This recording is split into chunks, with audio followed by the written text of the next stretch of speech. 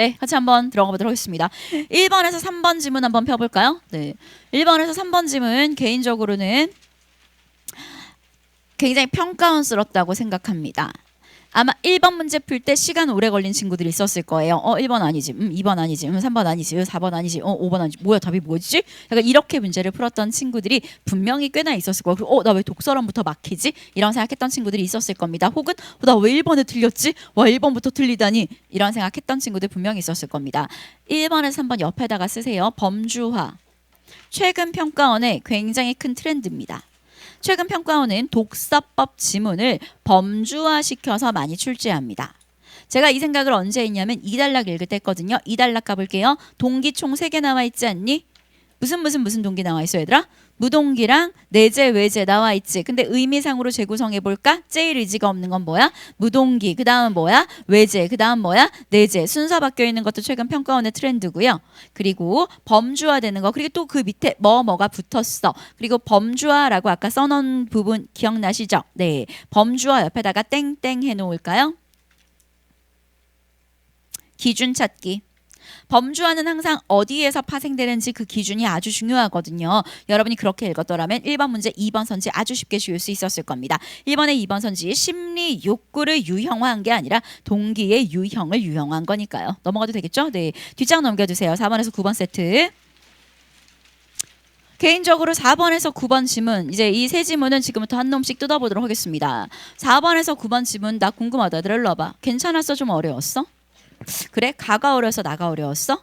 나가 어려웠지. 왜 어려웠어? 너무 추상적이어서 읽었는데 뭔 소리인지 모르겠어. 특히 몇 단락이 어려웠어? 1단락부터 이게 뭔 소리야 싶은 내용들이 있었을 겁니다. 개인적으로 누가 선생님 이 지문 어땠어요? 라고 물어본다면 전 딱 이렇게 한마디로 얘기할 겁니다. 예술처럼 보이지? 인문처럼 읽어야 돼. 라는 이야기를 할 겁니다. 자, 물어볼까요? 인문처럼 읽어야 된다는 이야기는 무슨 얘기예요? 뭐 하면서 읽으란 얘기 얘들아? 동어치환. 그렇지. 이 지문의 핵심은 동어치환입니다. 제가 생각하는 이 지문을 자 갑시다. 지금부터 나 1등급처럼 읽었나? 제가 3개 띄워드릴 거거든요. 지금부터 확인해 보시면 됩니다. 첫 번째, 동어치환 얼만큼 했나? 이 정도는 해야 되는데 나 한 달락만 가져왔어. 너가 아까 나 지문에 1달락 어렵다고 해서 쓸 필요 없어. 눈만 따라와. 좀 이따 할 거거든. 나 지문에 1달락이 어렵다고 해가지고 나 지문에 1달락 읽고 나면 우리 아이들이 요 정도 생각은 할 수 있었어야 됩니다. 아 이거에서 이거 된 게 이건데 이 말이 이 말이고 결국에 이건 이거를 말하는 거고 이거는 이걸 말하는 거구나 라는 생각 정도는 동어치환할 수 있었어야 여러분이 이 지문에 1등급처럼 읽은 겁니다. 두 번째, 관점 파악하는 거 너무 중요하지 않았을까요? 이 지문에서는. 네, 이건 저만의 생각은 아닌 것 같습니다. 왜냐고요? 오른쪽 한번 보실까요? 문제 보시면 6번 문제 형광펜 표시해 볼까요? 글쓴이의 관점. 가의 글쓴이의 관점, 나의 글쓴이의 관점. 가나 글쓴이 관점 파악하라네요. 7번 문제 가볼까요? 가의 글쓴이가 나에 대해 반박. 결국에 가의 글쓴이가 어떤 점에서 반박하는지 찾아야 되겠네요. 오른쪽에 8번 가볼까요? 가 쉔베르크의 관점 A, 나 글쓴이의 관점 B. 나뿐 아니라 출제자도 이렇게 생각을 한 것 같은데? 우리 씹먹기 출할 때 되게 많이 하지 않았어? 얘들아 고개 들어보자. 인문 지문은 뭐 파악하는 거 되게 중요하다 그랬어? 관점. 이거 예술 지문처럼 보이지만 사실은 무슨 지문이다? 인문 지문이다. 동어치환하는 거 너무 중요하다고 여러 번 이야기했잖아요. 네. 마지막 세 번째, 쓸 필요 없는데 눈만 빌려주세요. 후설의 현상학이 나왔을 겁니다. 후설의 현상학이 나의 1단락에 나왔을 텐데요. 그걸 가지고 쉔베르크를 평가하는 내용이 달랐을 거예요. 선생님 무슨 말이에요? 모르면 안 됩니다. 잠시 후에 혹시 이 얘기가 무슨 얘기인지 모르는 친구들은 잠시 후에 지금부터 확인을 한번 해보도록 하겠습니다. 자, 단락 표시하세요. 가의 1 쉔베르크는 이 조성음악 3 2의 반의 4 쉔베르크는 나 1 레보비츠 이 이러한 관점 3 그러나 4 후설. 선생님이랑 한 3분 후에 지금부터 독해 과정을 비교해 볼 텐데요. 준비되셨나요? 고개 들어주세요. 잠깐만 일로 와. 미리 말하지만 이 현관 친구들은 어차피 지금 자리에 앉아 있으니까 인근 친구들한테 미리 말하지만 얘들아 이 해설 강의는 정답의 근거가 여기에 있어는 아니야. 그거 왜 해? 해설지 읽어. 그건 의미가 없어. 내가 해야 되는 건 너 이 지문 읽을 때 이 생각했니? 너 지문 읽을 때 이 생각했으면 네 시험지 여기 밑줄 쳐 있을 거 확인해봐. 너가 만약에 지문 읽을 때 이런 생각을 했잖아. 너 그럼 선지 이렇게 지워져 있을 거야. 라고 내가 실제 80분 동안 제대로 된 사고 과정을 거쳐서 문제를 푼 건지 아니면 운이 좋아서 문제를 맞은 건지 아니면 생각은 맞았는데 문제를 풀 때 놓친 건지 이런 사고 과정을 비교해 보는 게 의미가 있는 겁니다. 그렇게 생각하고 강의 들으세요. 복귀 시간 3분 드립니다. 빠르게 복귀하세요. 머리 많이 쓰고 들어갈 거야 오늘.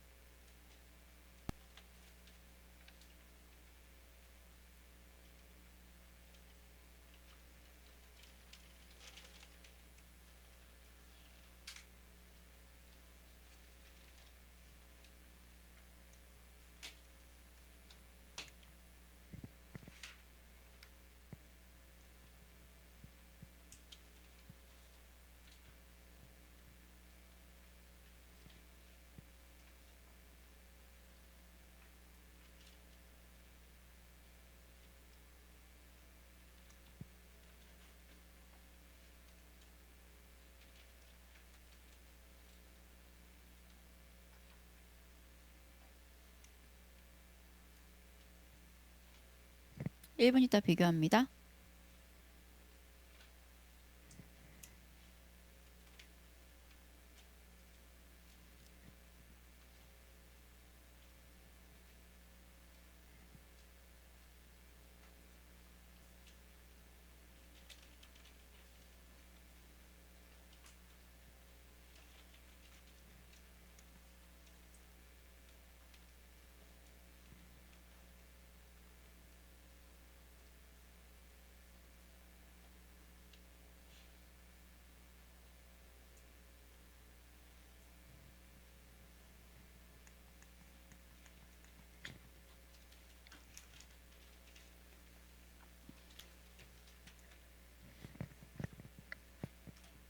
됐나요? 네. 자, 지금부터 같이 한번 비교해 보도록 하겠습니다. 일단 여기서 시작할게요.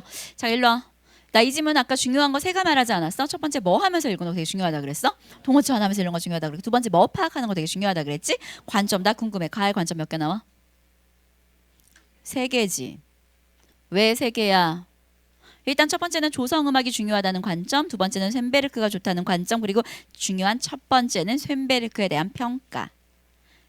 됐니? 쌤 무슨 말인지 모르겠어요. 자, 지금 시작합시다. 바로 갈게요.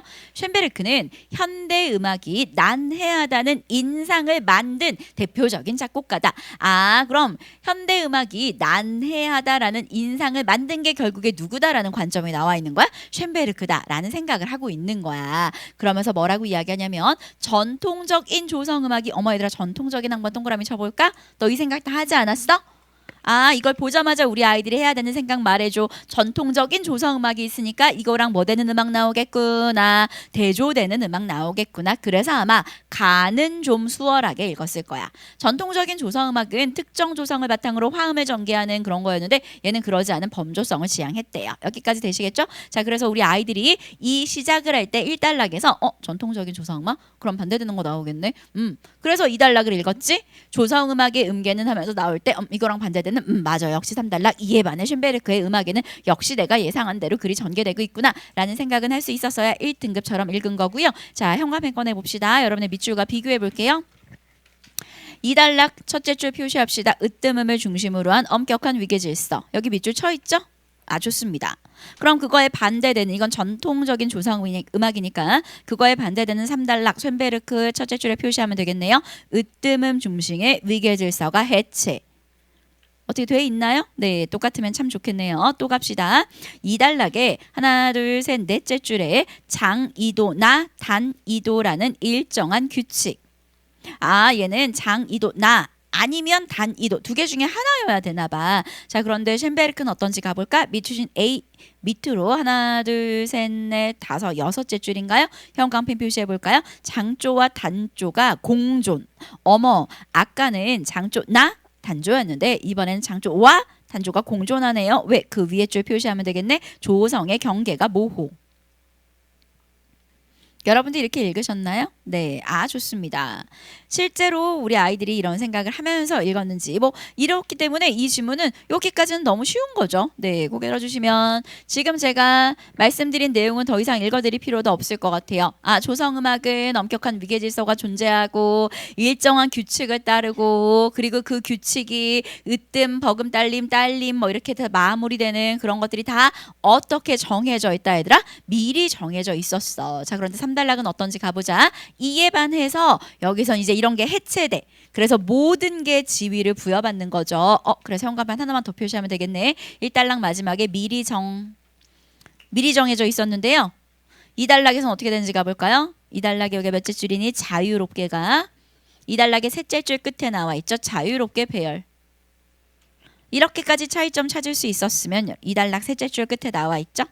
자유롭게 배열 이렇게 찾을 수 있었으면 여러분은 1단락을 잘 읽은 겁니다. 여기까지 생각은 누구나 했을 거예요. 고개 들어주세요.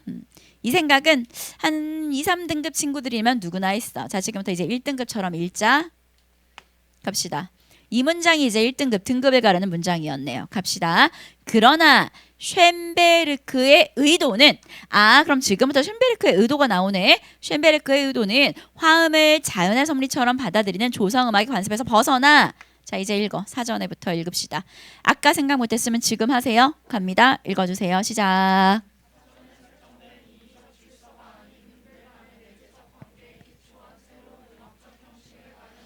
나 모르겠어. 사전 미리 설정된 인위적인 질서를 너네들이 한번 찾아줄래? 쌤 모르겠는데 미리 설정된 인위적인 질서 동어치환 좀 시켜줘. 미리 설정된 인위적인 질서가 뭐야?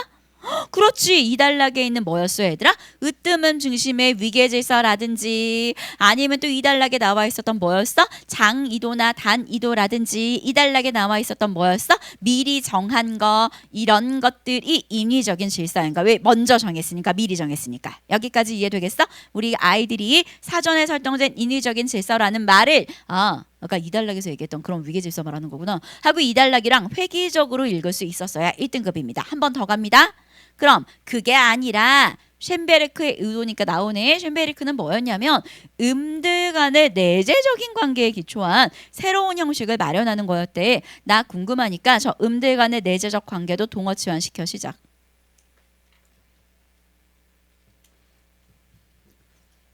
음들 간의 내재적 관계?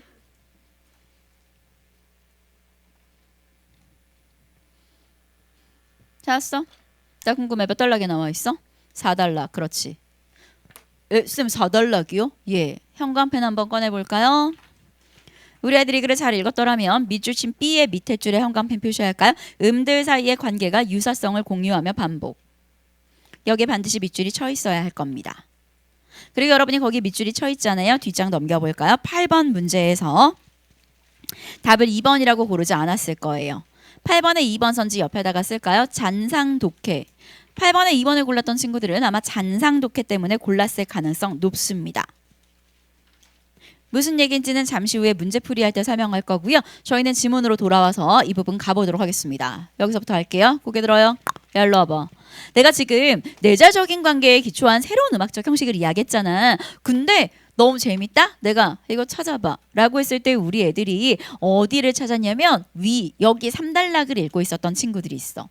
얘들아 3단락은 없지. 3단락은 그냥 몇 단락과의 차이점이야? 2단락과의 차이점이지. 이건 밑에 나오는 것 같아. 한번 가보자. 쇤베르크는 음들 간의 자연스러운 관계가 어디서부터 주어지는 것이 아니라고 했어 얘들아? 외부. 나 궁금해. 이 외부가 뭐야?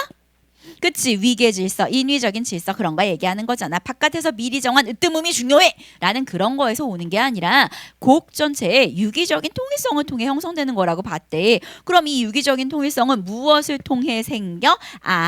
뭘 통해 생기냐면 음직력을 통해 생긴대. 그럼 이 음직력이라는 건 뭐냐고? 음들 사이의 내적 결속을 의미한대. 근데 이 내적 결속이 어떻게 생기냐고? 유사성이 반복되면서 실현된대. 결론 가자. 따라서 가면 되겠네. 따라서 읽어볼까요? 읽어주세요. 시작.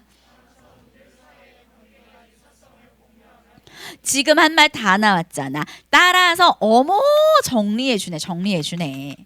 따라서 음들 사이의 관계가 유사성을 공유하며 반복될수록 응집력은 강화된다라는 거 이미 앞에서 얘기한 세 가지의 조건을 모두 합친 문장이 바로 이 문장이 되는 거지. 그래서 우리 아이들이 아마 그럼 결국에 쉔베르크가 되게 중요하다고 생각했었던 내재적인 관계는 무엇을 통해 형성되는 거다라는 결론이 나와. 얘들아, 무엇을 통해서? 반복을 통해서 형성되는 거구나라는 거. 끝. 이처럼 쉔베르크는 특정 화음만을 협화음으로 인정하던 으뜸, 버금, 딸림 이런 것만 인정하던 제한적 질서를 넘어서서 새로운 보편적인 음악 질서를 추구했다라는 거. 그런데 문제는 또 이거야. 이 보편적이라는 워딩 있지. 뒷장 넘겨볼까? 그래서 5번 문제를 틀린 친구들이 있어. 보편적인 어떤 질서다 이런 말이 있잖아. 그래서 우리 아이들이 5번에 3번 선지에 나와 있는 이런 질서 맞아 중요하다고 생각했지 3번은 맞는 말 이렇게 생각했던 친구들이 있었던 것 같아. 5번에 3번 옆에다가 쓸까요? 키워드 조합 비슷한 말입니다. 하나 더 써놓을게요. 명사 위주의 독해. 5번에 3번 선지가 답이라고 생각하지 못했던 친구들은 키워드 위주의 조합이나 어떤 명사가 키워드니까 그런 명사 위주의 오독을 한 겁니다. 자, 무슨 얘기인지 앞으로 돌아가서 이제 같이 한번 또 정리해 보도록 하겠습니다. 가지문 읽었으니까 4번 문제 풀 수 있을 것 같아요. 4번의 정답은 2번. 형식이라는 건 미리 정해진 거 아니야. 아까 미리 기억나시죠? 2달랑 마지막에 있었던 미리 정한 거 아니라 음들 간의 내재적 관계, 다른 말로 어떤 반복을 통해 생성되는 거야. 정답은 2번이 될 수밖에 없겠네요. 됐습니까? 저 궁금해요. 3번 왜 안 되는지 찾아. 3번 맞는 거 아니야? 비규칙적인 거 안 하고 비규칙적인 거 했고.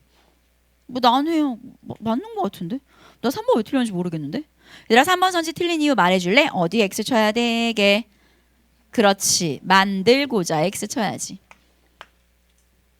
난해하다라는 건 1단락 첫 문장에 있었던 쉔베르크에 대한 평가지 쉔베르크가 의도한 게 아니잖아. 무슨 말인지 아시겠죠? 네. 4번에 3번 선지 옆에다가 쓸까요? 의도 파악 X. 4번도 지워봐.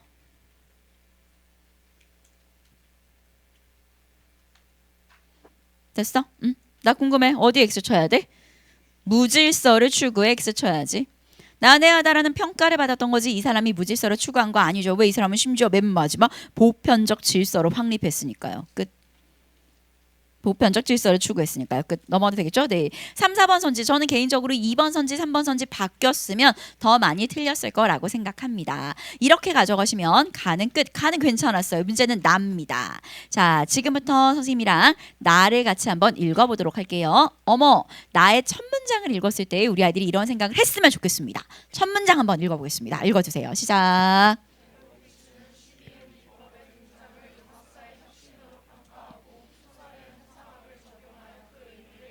자, 가정할 게 많아. 일단 순서 첫 번째 레보비치.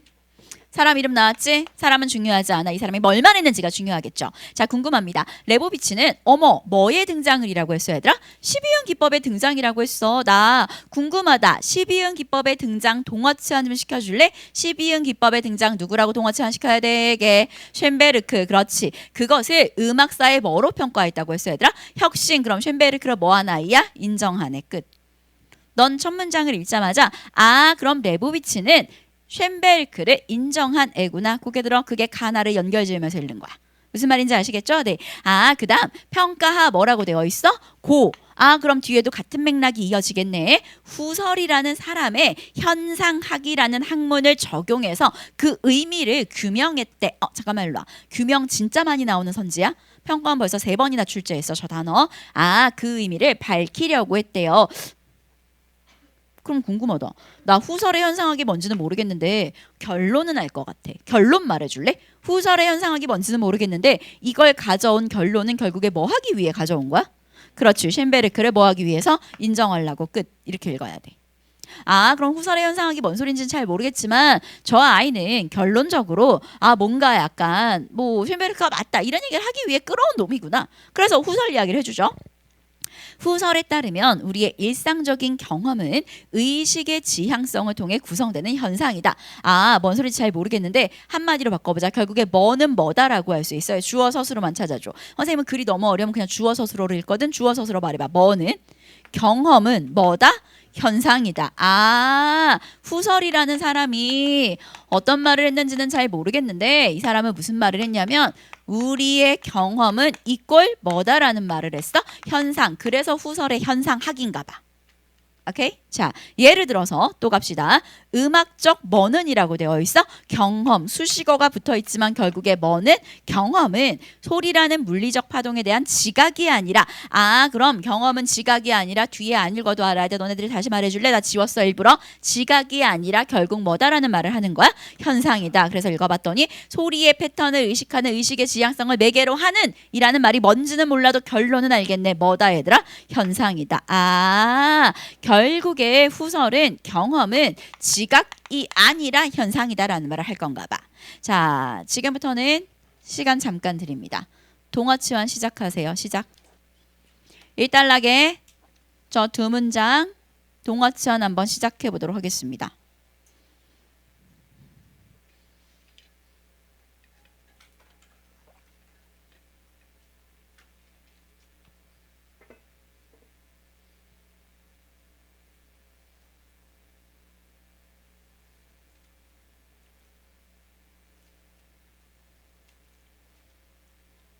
네가 해봐야 늘지.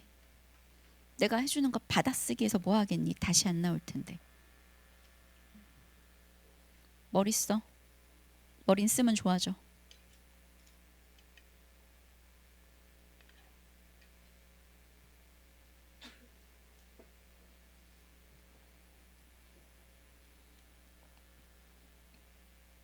할 수 있어.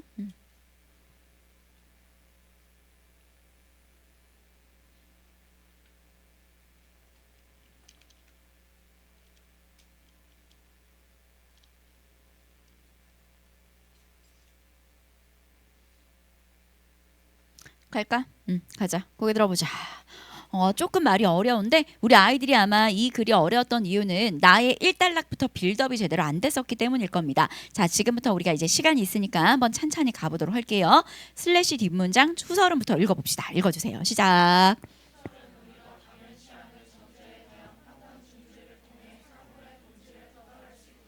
잠깐만 한번 씹어봐.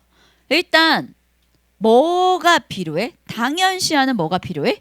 전제. 이거 당연한 거 아니야? 우리가 당연시하는 어떤 전제가 있나 봐. 당연히 맞는 거 아니야? 그거 당연히 맞는 거 아니야? 라는 것을 뭐 해야 된다라는 이야기야. 첫 번째. 판단을 뭐 해야 된대? 중지해야 된대. 그럼 다른 말로 바꿔볼까? 뭐 하지 않아야 한다라는 이야기야 얘들아. 당연한 시? 이상하네. 뭐 하지 않아야 된다는 거야 얘들아. 판단하지 않아야 된다는 말도 될 수도 있고 또 뭐 하지 않아야 된다? 당연시하지 않아야 된다라는 말도 될 수 있겠지. 아, 좋습니다. 그것에 대한 판단 중지를 하잖아. 그럼 우리는 무엇에 도달할 수 있다라고 이야기해? 사물의 본질에 도달할 수 있다라고 이야기한대. 여기까지 이해되겠니? 자, 그래서 우리가 잘 모를까봐 한 번 더 설명해 줍니다. 그 뒷문장도 가보도록 할게요. 뒷문장 읽어봅시다. 이는 또 갑시다. 읽어주세요. 시작. 오, 잠깐만. 동어치환 좀 시켜봐. 경험을 있는 그대로 받아들이는 자연적인 태도 좀 동어치환 시켜줄래? 경험을 있는 그대로 받아들이는 자연적인 태도 뭐라고 동어치환 시켜야 돼? 이게 당연시하는 전제. 그렇지. 거기에서 벗어나 동어치환 좀 시켜줄래? 벗어나 뭐라고 동어치환 시켜야 돼? 이게 판단 중지. 그렇지. 그래서 의식 속에 나타나는 현상만을 탐구하는, 그럼 이 의식 속에 나타나는 현상만을 탐구해서 우리는 결국에 어디에 도달할 수 있다는 이야기. 이게 사물의 본질. 그렇지. 그러면 당연시하는 전제를 뭐라고 이야기할 수 있냐면 자연적 태도라고 할 수 있겠네. 쌤 왜 자연적 태도예요? 여기 나와 있잖아. 경험을 있는 그대로 받아들이는 자연적 태도니까. 그 앞에 수식어 날리고 있는 그대로 받아들이는 경험을 했잖아. 내가 본 거가 사과야. 그럼 저 고개 들어봐봐. 사과가 없네. 얘들아 이거 궁금하다. 내가 본 거 얘들아 이게 뭐야? 물. 그냥 넌 눈으로 이걸 보면 만져보면 물이라고 생각할 거 아니야. 왜 이게 물이야? 물이니까요. 자, 이런 태도가 지금 여기에서 이야기하는 건가 봐. 물을 봤으니까 물이죠 라고 받아들이는 자연적인 태도에서 벗어나서 판단을 중시해서 의식 속에 나타나는 현상을 탐구하래. 그런 것을 이제 뭐라고 이야기하면 현상학적 환원이라고 이야기한대요. 하지만 우린 잊으시면 안 됩니다. 이걸 이야기한 이유는 후설을 소개하기 위해서가 아니에요. 저 너무 궁금한데 여러분이 이걸 얘기한 이유 말해줄래요? 우리는 지금 이 후설 현상을 왜 얘기하고 있는 거예요? 그래서 2단락 동어치원 시작. 1단락에 얹어.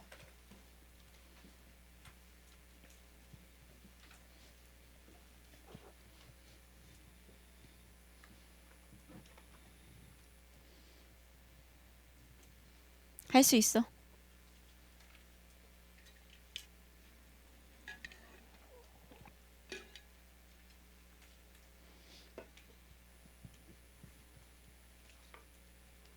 할 수 있겠지? 잘했네.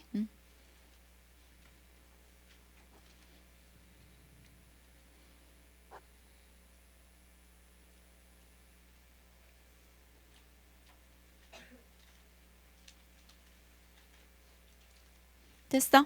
가자. 지금부터 가보도록 하겠습니다.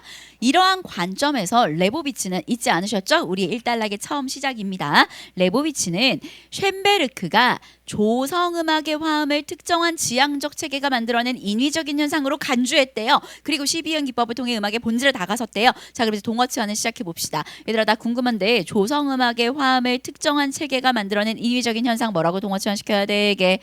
그렇지. 그러면 결국에 쇤베르크가 이야기한 조성 음악의 화음 이런 것들은 전부 다 뭐라는 거야? 우리가 파괴해야 되는 당연시하는 이런 전제라는 거야. 이런 게 전부 다 무슨 현상이라는 거야, 얘들아? 인위적인 현상이라는 거야. 그것에서 우리는 뭐에서 벗어나서 판단 중시를 해서 12음 기법을 통해 음악의 본질에 도달할 수 있다. 12음 기법을 통해서 우리는 무엇에 도달할 수 있다? 음악의 본질에 도달할 수 있다라고 주장을 했다는 거야. 됐니? 네가 잘 모를까봐 한 번 더 설명해 주네. 우리 아까 당연시하는 전제 무슨 태도였는지 기억나? 무슨 태도였어, 얘들아? 자연적 태도였지. 조성음악의 질서를 당연시하는 자연적 태도. 모든 게 다 뭉쳐져 있네. 조성음악의 질서를 당연시하는 자연적 태도에 대해서 결론 뭐 해서? 판단 중시를 해서 결국 음악의 본질. 이 아이가 바로 보편적 어떤 질서, 음악 질서를 확립했다라고 이야기를 하고 있는 거지. 끝. 이렇게 여러분이 동어치환. 이게 제가 아까 맨 처음에 이 지문 시작할 때 이 정도 동어치환 했어야지 라고 띄워줬었던 내용입니다. 넘어가도 되겠죠? 네. 자, 재밌는 거 그 다음입니다. 어머, 3단락에 그러나 표시해 볼까요?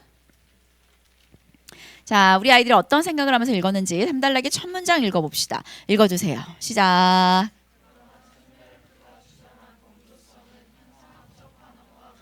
나 궁금해. 얘들아, 일로 와봐. 이거 읽고 나서 우리 무슨 생각해야 돼? 그치? 왜 괴리되는지 너무 좋아. 그리고 관점 파악해볼까? 그러나 쇤베르크가 주장했던 그 범조성은 현상학적 환원, 다른 말로 바꿔봐. 누구의 주장? 그치. 후설의 현상학과 뭐 된다고 되어 있어? 괴리된다. 그럼 지금까지 나왔던 입장과 같은 입장이야? 반대되는 입장이야? 완전히 반대되는 입장이지. 이게 되게 재밌는 포인트인 거야. 뭐가 재밌냐고? 우리는 현상학적 환원 누구의 주장이라고? 이거 지금 후설의 주장이잖아. 똑같은 후설의 주장으로 누구를 평가하고 있어, 얘들아? 쇤베르크를. 똑같은 후설을 가지고 쇤베르크를 평가하고 있단 말이야. 그런데 관점이 같아 달라? 완전히 다르지. 무슨 말인지 알겠어? 똑같은 쇤베르크를 평가할 거고요. 똑같은 후설의 현상학을 적용할 거예요. 근데 결과가 앞부분에 1, 2단락에는 레보비치는 그거 봐. 이거처럼 이거 봐도 진짜 오 라고 이야기하는데 나에서는 뭐라고 하냐면 아닌데? 괴리되는데? 다른데? 반대되는데? 라고 이야기한 거. 그래서 제가 아까 세 번째 써드렸던 게 그 얘기였던 거예요. 똑같은 후설을 가지고 쇤베르크를 평가하지만 입장이 서로 반대된다는 게 굉장히 중요한 포인트인 거죠. 자, 그럼 이제 읽어봅시다. 왜 그런지. 현상학은 모든 전제에 대한 판단을 중지하고 의식에 직접 주어지는 현상 그 자체를 포착하는 게 핵심이야. 그런데 쇤베르크는 물론 조성이라는 기존의 규범을 거부했어. 하지만 쇤베르크가 중요하다고 생각했던 거 있지 않아, 얘들아? 뭐 해야 된다라고 했어? 모든 음을 어떻게 해야 된다? 동등하게 사용해야 된다. 다 써야지. 라는 새로운 규범을 제시했다라는 거야. 이 말을 다른 말로 바꿔 치워줄래? 모든 음의 동등한 사용 뭐라고 동어 치환시켜야 되게? 12음 기법. 그렇지. 12음 기법이라는 새로운 규범, 또 다른 약속을 가져온 거야. 더욱이 그는 평균율, 각주를 내려가 봤더니 이런 거래요. 그런 제약을 그대로 수용했습니다. 그래서 결론적으로 이 평균율은 원래 이런 거란 말이야. 아도르노가 이렇게 말했듯이 음악의 재료는 단순 소리가 아니야. 음악의 재료는 특정한 문화적 맥락이 응축된 형식인데 쇤베르크가 말한 건 전통적인 물감 사용법은 거부하면서 물감은 옛날 걸 그대로 쓰는 태도와 전혀 다르지 않다라는 거. 자, 그럼 동어 치환 시켜볼까요? 저 궁금합니다. 전통적인 물감 사용법 좀 동어 치환 좀 시켜줄래요? 저 궁금한데 전통적인 물감 사용법 뭐라고 동어 치환 시켜야 돼? 그렇지. 기존의 규범 바로 조성음악. 너무 좋아. 기존의 음악, 조성음악, 기존의 규범 이런 것들은 거부하면서도 물감은 전통적인 걸 그대로 썼대. 이 물감 뭐라고 동어 치환시켜야 되게? 12음. 그렇지. 12음 기법이라는 전통적인 걸 그대로 고수했다. 그것과 다르지 않다. 끝. 됐나요? 네. 마지막은 그래도 좀 괜찮았을 겁니다. 후설은 현재 순간의 지속에 대한 미시적 직관을 강조한대요. 무슨 말인지 잘 모를 것 같아서 추가해 봅시다. 이게 무슨 얘기인지 알아? 역사적인 시간의 일부, 딱 그 일부로 현재를 인식하는 게 아니라 과거와 미래를 통합하는 지금 이 순간의 지속을 우리가 직관해야 돼 라고 주장하는 거죠. 그러나 쇤베르크는 음 높이와 음 길이처럼 악보상 음표 위치로 표시되는 거시적인 구조로만 음악을 조망함으로써 어떤 이런 미시적인 체험의 중요성을 강조했습니다. 그건 이런 개념과는 어긋난다라는 이야기를 하고 있네요. 그럼 결국에 쇤베르크 음악은 거시적인 구조 여기에만 치중함으로써 순수한 현상에 이르지 못했다라는 요 결론을 가져가시면 지문 끝. 자, 이 부분을 오독하잖아요. 뒷장 넘겨봅시다. 몇 번 문제 틀리냐면 8번 문제에 4번 선지 골랐을 거예요. 8번에 4번 선지 옆에 써볼까요? 자의적 이원화.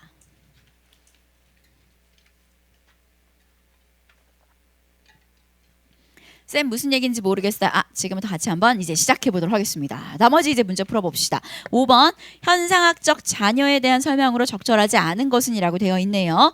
어머 잠깐만 얘들아 일로 와봐. 고개 들어봐. 현상학적 자녀에 문제 봤더니 뭐 쳐 있어? 네모 돼 있지. 고개 들어. 우리 네모 문제 풀 때 뭐 주의하라고 했는지 기억나? 뭐 주의하라고 쌤이야? 이거 우리 평등견할 때 했잖아. 네모 문제는 키워드를 그대로 가져오지만 뭐 한 말 가져온다 그랬어? 틀린 말 가져온다 그랬지. 자, 무슨 얘기인지 지금 보여줄게. 우리 아이들이 이렇게 풀기를 이건 평가는 아니지만 출제자는 원했던 것 같아요. 네모 현상학적 자녀가 몇 단락에 나와 있어? 4단락에 나와 있지. 그럼 4단락을 간다고 네모 바로 위에다가 밑줄 쳐볼까? 미시적 체험의 중요성.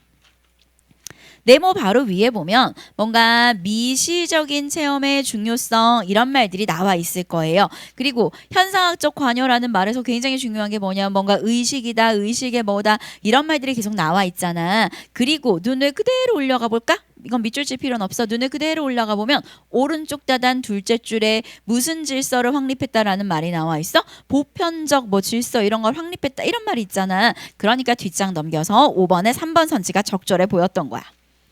뭔가 질서라는 워딩도 나와 있고요. 어떤 의식이란 말도 나와 있고요. 미시적인 체험이란 말도 나와 있고요. 근데 저 너무 궁금합니다. 얘들아 3번 선지 좀 지워줄래? 3번은 어디가 틀렸는지 모르겠는데 어디에서 쳐야 되게 사물의 질서 아니잖아. 사물의 질서였다면 이건 되려 인위적인 우리의 질서들을 말하는 거였겠죠. 여기서는 얘가 이 기법을 통해 새로운 질서를 만들었다는 이야기지 사물들의 질서를 인식하는 지향성은 완전히 아니죠. 나머지 선지는 동어 치환으로 파악할 수 있을 겁니다. 어떤 자연적 태도에 대한 판단 중지를 통해 드러나는 사물의 본질, 그게 현상학으로 남을 수 있는 결론이다. 2번 선지는 워딩 그대로였으니까 어렵지 않았을 거고요. 4, 5번 선지도 동어 치환으로 충분히 풀 수 있는 선지였습니다. 넘어가도 되겠죠? 네. 6번 문제 가보도록 하겠습니다. 6번. 네가 먼저 풀어봐 눈으로. 똑같은 범조성. 쌤 이런 거 되게 좋아한다 그랬지? 평가원. 워딩은 똑같은데 의미 다르게 사용된 거.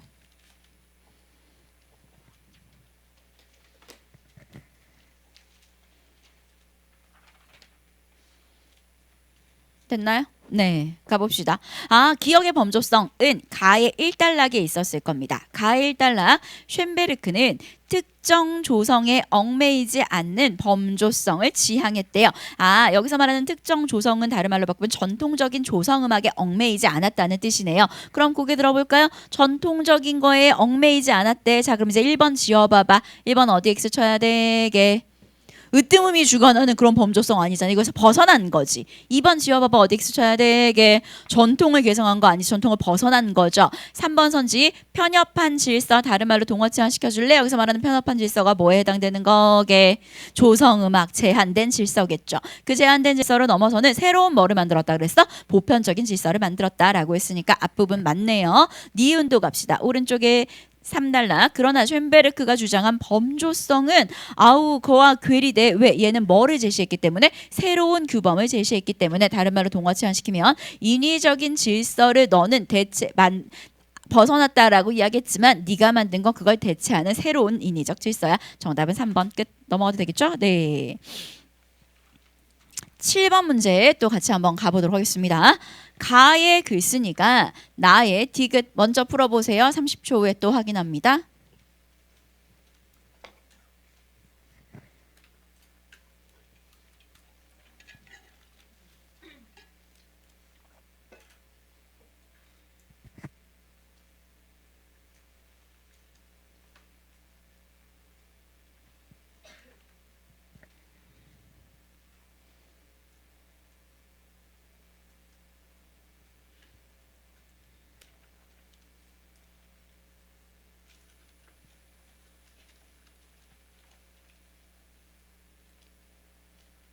됐어? 가자. 고개 들어. 일단 문제의 의도부터 알아야 돼. 발문 읽어. 7번 발문 읽어주세요. 시작. 잠깐 봐. 이게 왜 나왔는지를 알아야 돼. 이거 쌤이랑 아도르나 할 때도 했었어. 가자. 얘들아.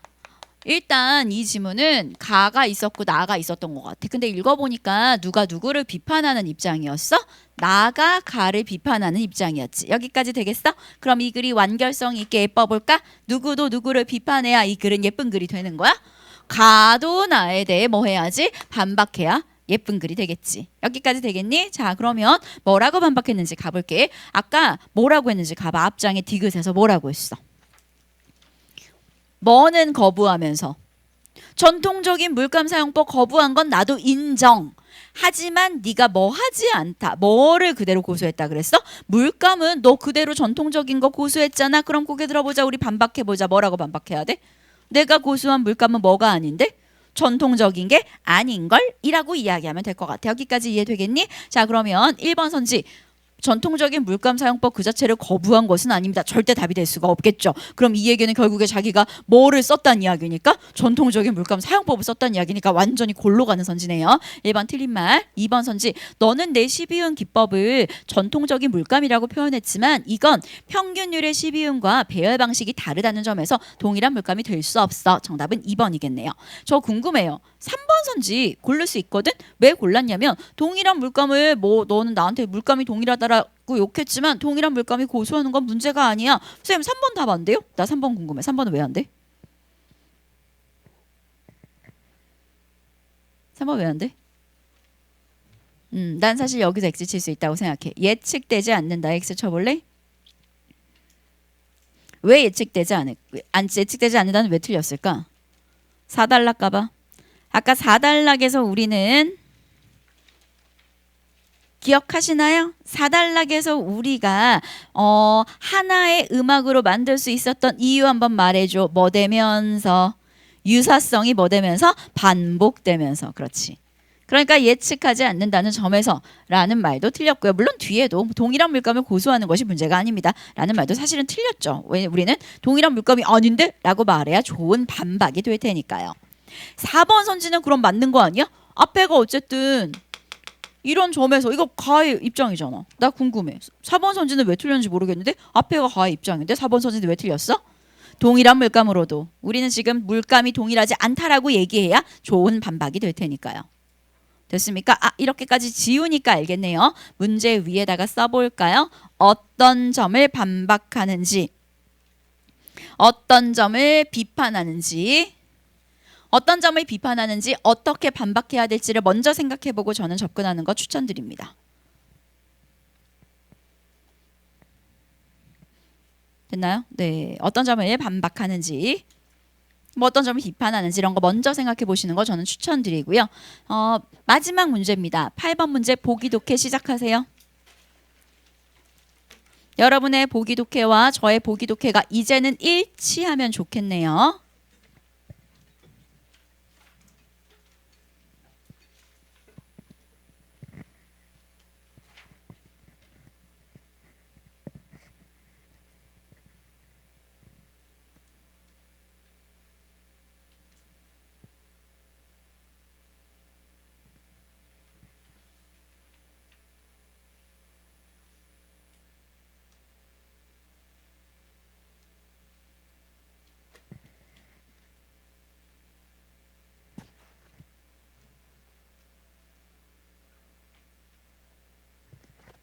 (30초) 후에 확인하겠습니다.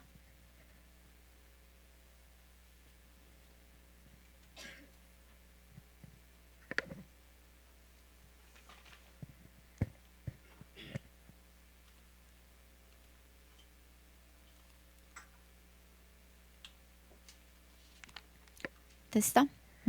갈까? 가자. 고개 들어. 일로 와. 사실 나는 개인적으로 보기는 좀 그렇다고 생각해. 지문 내용도 이렇게 많은데 보기를 이렇게 길게 줄 필요가 있었나. 뭐 개인적으로 너무 이번 시험은 보기가 너무 길었어. 이 보기도 길었고 아까 뒤에 넘겨보면 그나마 또 경제 보기도 좀 길었고 두 단락이잖아. 제일 최악은 마지막 그거지. 라스 보기. 막 내용 너무 많잖아. 지문의 정보량도 뒤지게 많은데 그 보기까지 뒤지게 많다고. 하지만 어쨌든 어떻게 해요? 풀긴 풀어야죠. 고개 들어주세요. 근데 우리 애들은 시간이 없다고. 그러니까 보기를 되게 대충 본다고. 자, 지금부터 내가 잘못 풀어볼게. 이렇게 푼 거야. 나 지울게. 고개 들어봐봐. 가에서 쉔베르크 하면 딱 인상적으로 남는 게 있어. 쉔베르크가 뭐랑 대조된다라는 게 인상적으로 남아? 전통적인 조성음악과 대조된다라는 게 남고, 그래서 1단락에서 맨 처음 기억나? 쉔베르크 음악이 되게 뭐하다는 평가를 받았어? 난해하다 이런 평가를 받았잖아. 그러니까 우리 아이들의 머릿속에서 그럼 쉔베르크는 이런 전자음악을 되게 좋다고 생각했을 것 같아. 그러니까 2번 선지에 나와 있는 이런 한계가 없어. 이번 선지 한계를 지닐 수 있겠구는 틀린 말이네 2번. 약간 이렇게 잔상으로 문제를 풀었던 것 같아요. 아니면 직기고 3번으로 내려갔는데 3번에 처음 보는 말이 있는 거. 문화적 제약? 문화적인 제약이란 말이 지문에 있었나? 나 이런 말을 못 본 것 같은데 못 본 말이 나와 있다고 생각해서 3번을 골랐던 친구들이 있을 수 있고요. 마지막 4번. 제가 아까 4번은 자의적인 이원화라고 했잖아요. 우리 아이들이 이렇게 푼 거죠. 높이, 임길이, 강세, 음색이 있지 않았니? 동어 치환 시켜볼까? 얘들아 4번 선지 잠깐만 묶어봐. 높이, 음길이 묶어봐. 높이랑 음길이는 무슨 관점이었어? 거시적. 또 뒤에 묶어볼까? 강세, 음색 묶어볼래? 이건 뭐였어? 미시적. 그러니까 우리 애들이 이 아이는 앞에 있는 높이, 음길이는 빼야 돼. 거시 말고 미시만 생각해야지 라고 생각해서 거시, 미시가 반대되니까 그것 때문에 사의적으로 거시 들렸으니까 틀린 말이네. 미시만 얘기해야 되는데 4번. 약간 이렇게 자의적으로 두 개로 쪼갠 거죠. 자, 그럼 이렇게 읽었으면 안 됐던 이유. 자, 지금부터 위로 올라갑시다. 저는 이렇게 읽기 시작했어요. 보기의 첫 문장 한번 가볼까요? 전자음악은 공기 진동을 통해 소리를 내는 전통적 악기와 달리. 그래서 우리 애들이 이걸 보자마자 이런 생각을 한 거지. 전통적인 거랑 다르니까 얘는 쉔베르크랑 입장이 같겠네. 이제 여기서부터 이제 오독이 시작됐던 겁니다. 전통적인 악기와 달리 얘는 이번에는 뭐를 사용하는 거야, 얘들아? 전기 신호를 합성해서 무한한 음향을 창조한대. 자, 그러면서 이러한 기술적인 걸 바탕으로 음악 3개가 나오네요. 첫 번째 음악 합시다. 저는 실제 시험지에 이렇게 돼 있었거든요. 바레즈는 높은 도를 반복하면서 저는 반복에다가 밑줄을 쳤어요. 그 다음 여러분의 비슷한지 확인하시면 되겠네요. 슈토카우제는 십자놀이에서 높이, 음길이 맞아 이거는 것이었지. 강세, 음색 이건 미시였지. 이 두 개를 동등한 위상으로 활용해서 어떤 패턴도 반복하지 얘는 반복은 안 했네. 하고 독립된 걸로 다루는 계기가 되었다. 가령 이런 기계음과 같은 소음이 새로운 시대의 예술 정서를 반성하는 아예 새로운 음악 재료가 된다고 주장했는데 이거 아까 아돈으로 한 거랑 비슷하네.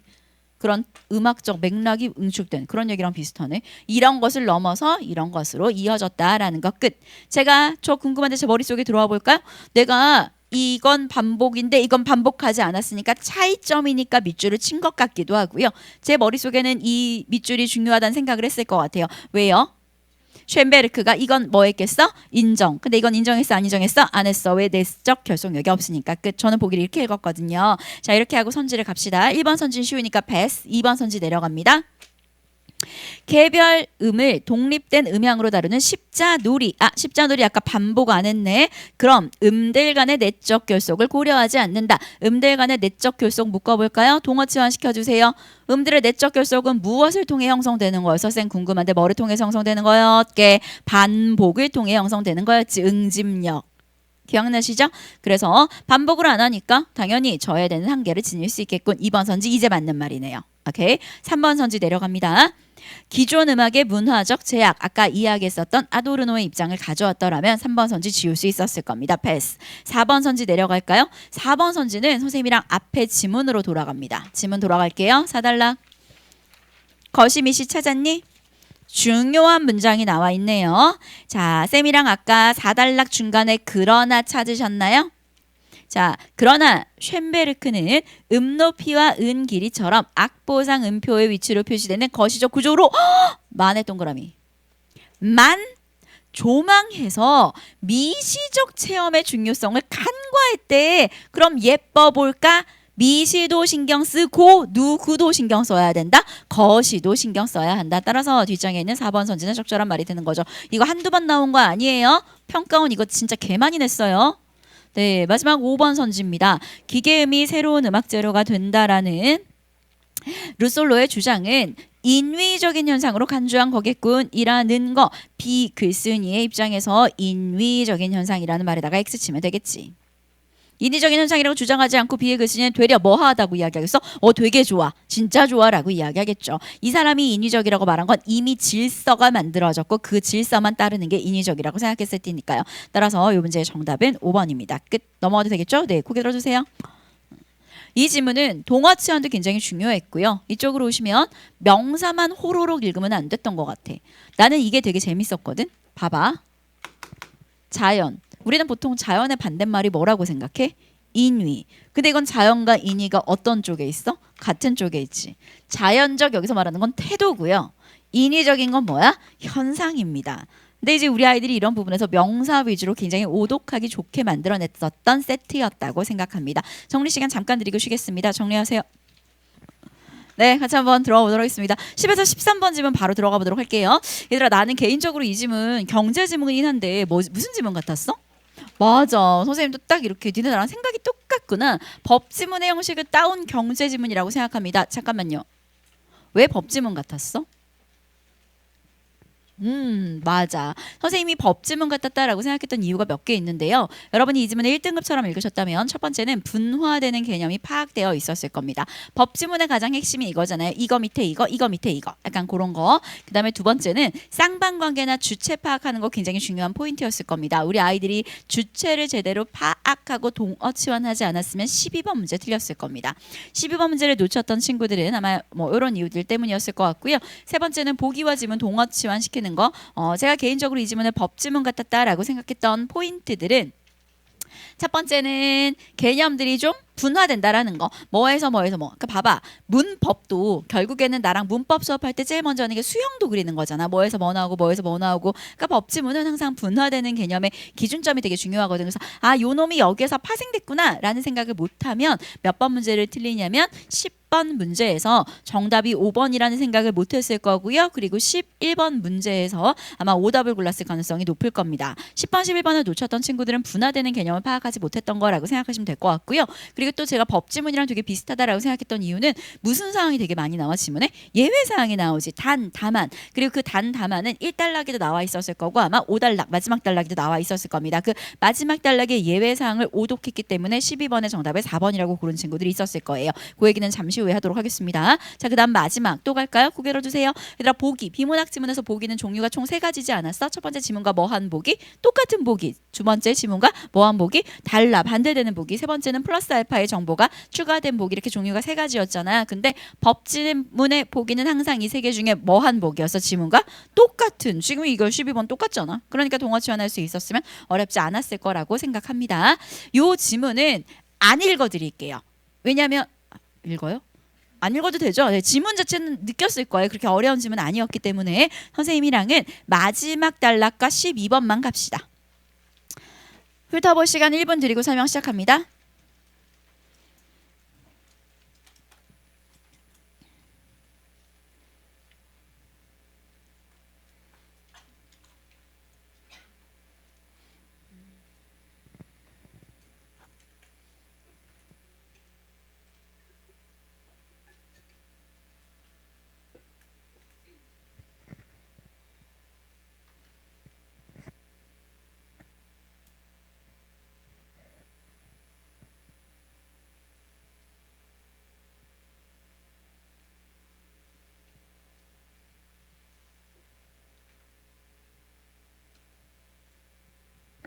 됐어?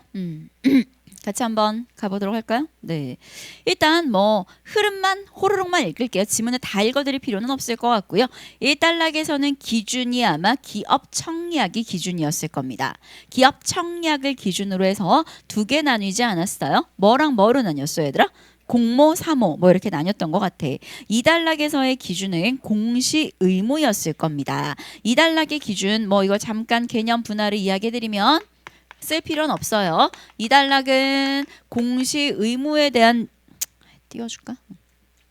어차피 안 들었는데. 네. 2단락에서는 공시 의무에 대한 내용이었고요. 상장법인이 주요사항을 공시하지 않았을 때 일어나는 일들, 그리고 공시 의무를 어떻게 해야 되는지 그 과정에 대한 설명이 나와 있었을 겁니다. 3단락을 나가봤더니 공시 의무는 2단락에 있었던 이 공시 의무가 2가지로 쪼개지네요. 발행시장과 무슨 시장? 유통시장.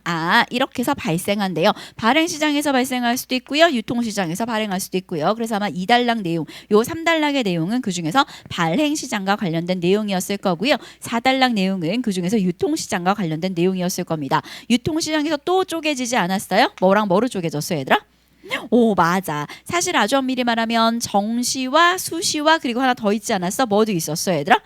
맞아. 공정공시 이렇게 있었잖아. 사실 엄밀히 말하면 이건 시기에 따라서는 뭐랑 뭐로 쪼갤 수 있는 거야, 얘들아? 정시랑 수시로 쪼갤 수 있는 거고요. 의도에 따라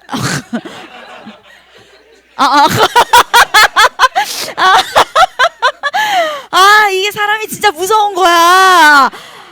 진짜 와, 너는 왜 웃어? 정기와 수시와 이래서는 백그라운드가 중요해요. 그죠? 와, 무의식 이렇게 나오네요. 네, 정기와 수시 맞죠? 네, 정기 공시와 수시 공시 다시 한번 더블 체크. 자, 그렇게 해야 되고요. 마지막은 왜 웃나 했네. 마지막에 그런데 만약에 한편이라고 내용이 쪼개지잖아. 그래서 네 책에 봐봐. 쪼개져 있는지 시험지. 쪼개져 있죠? 한편 공시되지 않은 정보를 이렇게 해서 선별적으로 제공하자는 그런 어떤 특정한 의도를 가질 때에는 우리는 그것을 뭐라고 한다? 공정공시라고 이야기한다라는 거. 의도가 없이 그냥 시기에 따라 쪼갠 거, 어떤 의도를 가진 거, 약간 이런 식으로 우리 아이들 쪼갤 수 있었을 겁니다. 마지막 5단락, 이 5단락에서는 공시되지 않은 정보, 위에서 이야기했던 이 공시 의무를 지키지 않은 이 공시되지 않은 정보를 거래에 이용하는 것을 규제한대요. 여기까지 되시겠죠? 네, 이 글은 이런 식으로 구조화되어서 읽을 수 있었을 겁니다.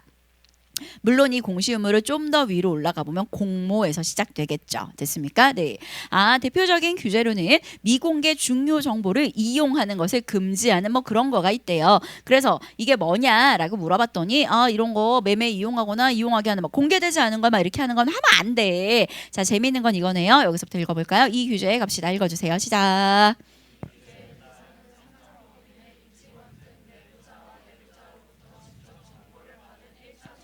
우리 아이들이 여기서 첫 번째 잘못 읽었어. 1차 정보 수령자만 인지한 거지. 근데 아니지, 얘들아. 누구와 내부자와 조건 두 가지 둘 다 챙겨가라 했잖아. 마지막만 생각하면 안 돼. 둘 다 챙겨가야 돼. 내부자와 내부자가 누구냐면 상장법인의 임직원 이런 사람도 다 내부자야. 내부자와 얘한테 직접 정보를 받은 1차 정보 수령자 이런 사람들이래. 단 만약에 영향을 안 미쳤으면 이런 이용행위라고 볼 수 없대요. 이와 별개로 만약에 이용하게 했으면 이런 법을 금지한 거라고 처벌받는데요. 됐나요? 네. 자, 그럼 이걸 그대로 가지고 12번 문제를 가보도록 하겠습니다.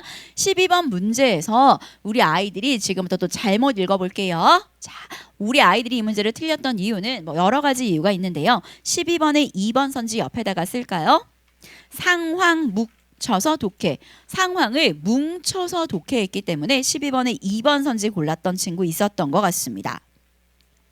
12번에 4, 5번 선지 묶어볼까요? 주체 파악 X. 주체 파악을 못했기 때문에 4번 선지를 고르고 5번을 패스했던 것 같습니다. 4, 5번을 묶으라고 했던 이유는 4번을 골랐던 이유 혹은 5번을 못 골랐던 이유가 같기 때문입니다. 자, 무슨 얘기인지 지금부터 같이 한번 가보도록 할게요. 우리 아이들이 일단 읽기 시작했어요. 아, 배터리 제조사 이 갑 같은 경우에는 상장하면서 어머 누락된 증권 신고서를 제출했대요. 동어 치환 시켜볼까요? 누락했으니까 뭐라고 동어 치환 시켜야 돼 얘들아? 공시 의무를 지키지 않았다라고 동어 치환 시킬 수 있겠네요. 그런데 뒤에를 봤더니 이런 계획을 공시하고 막 매도 한데 근데 우리 아이들이 어떤 인상이 굉장히 강하냐면 누락된 걸 제출했기 때문에 그 뒤에 이런 일이 있다 하더라도 이 사람은 잘못된 사람이야. 그러니까 정답은 2번이야 라고 생각을 했던 것 같아. 이런 이용행위에 해당하지 않는 게 아니라 해당하는 거지 2번 약간 이렇게 풀었던 것 같습니다. 자, 그런데 잘 보세요. 누락된 증권 신고서를 제출했고요.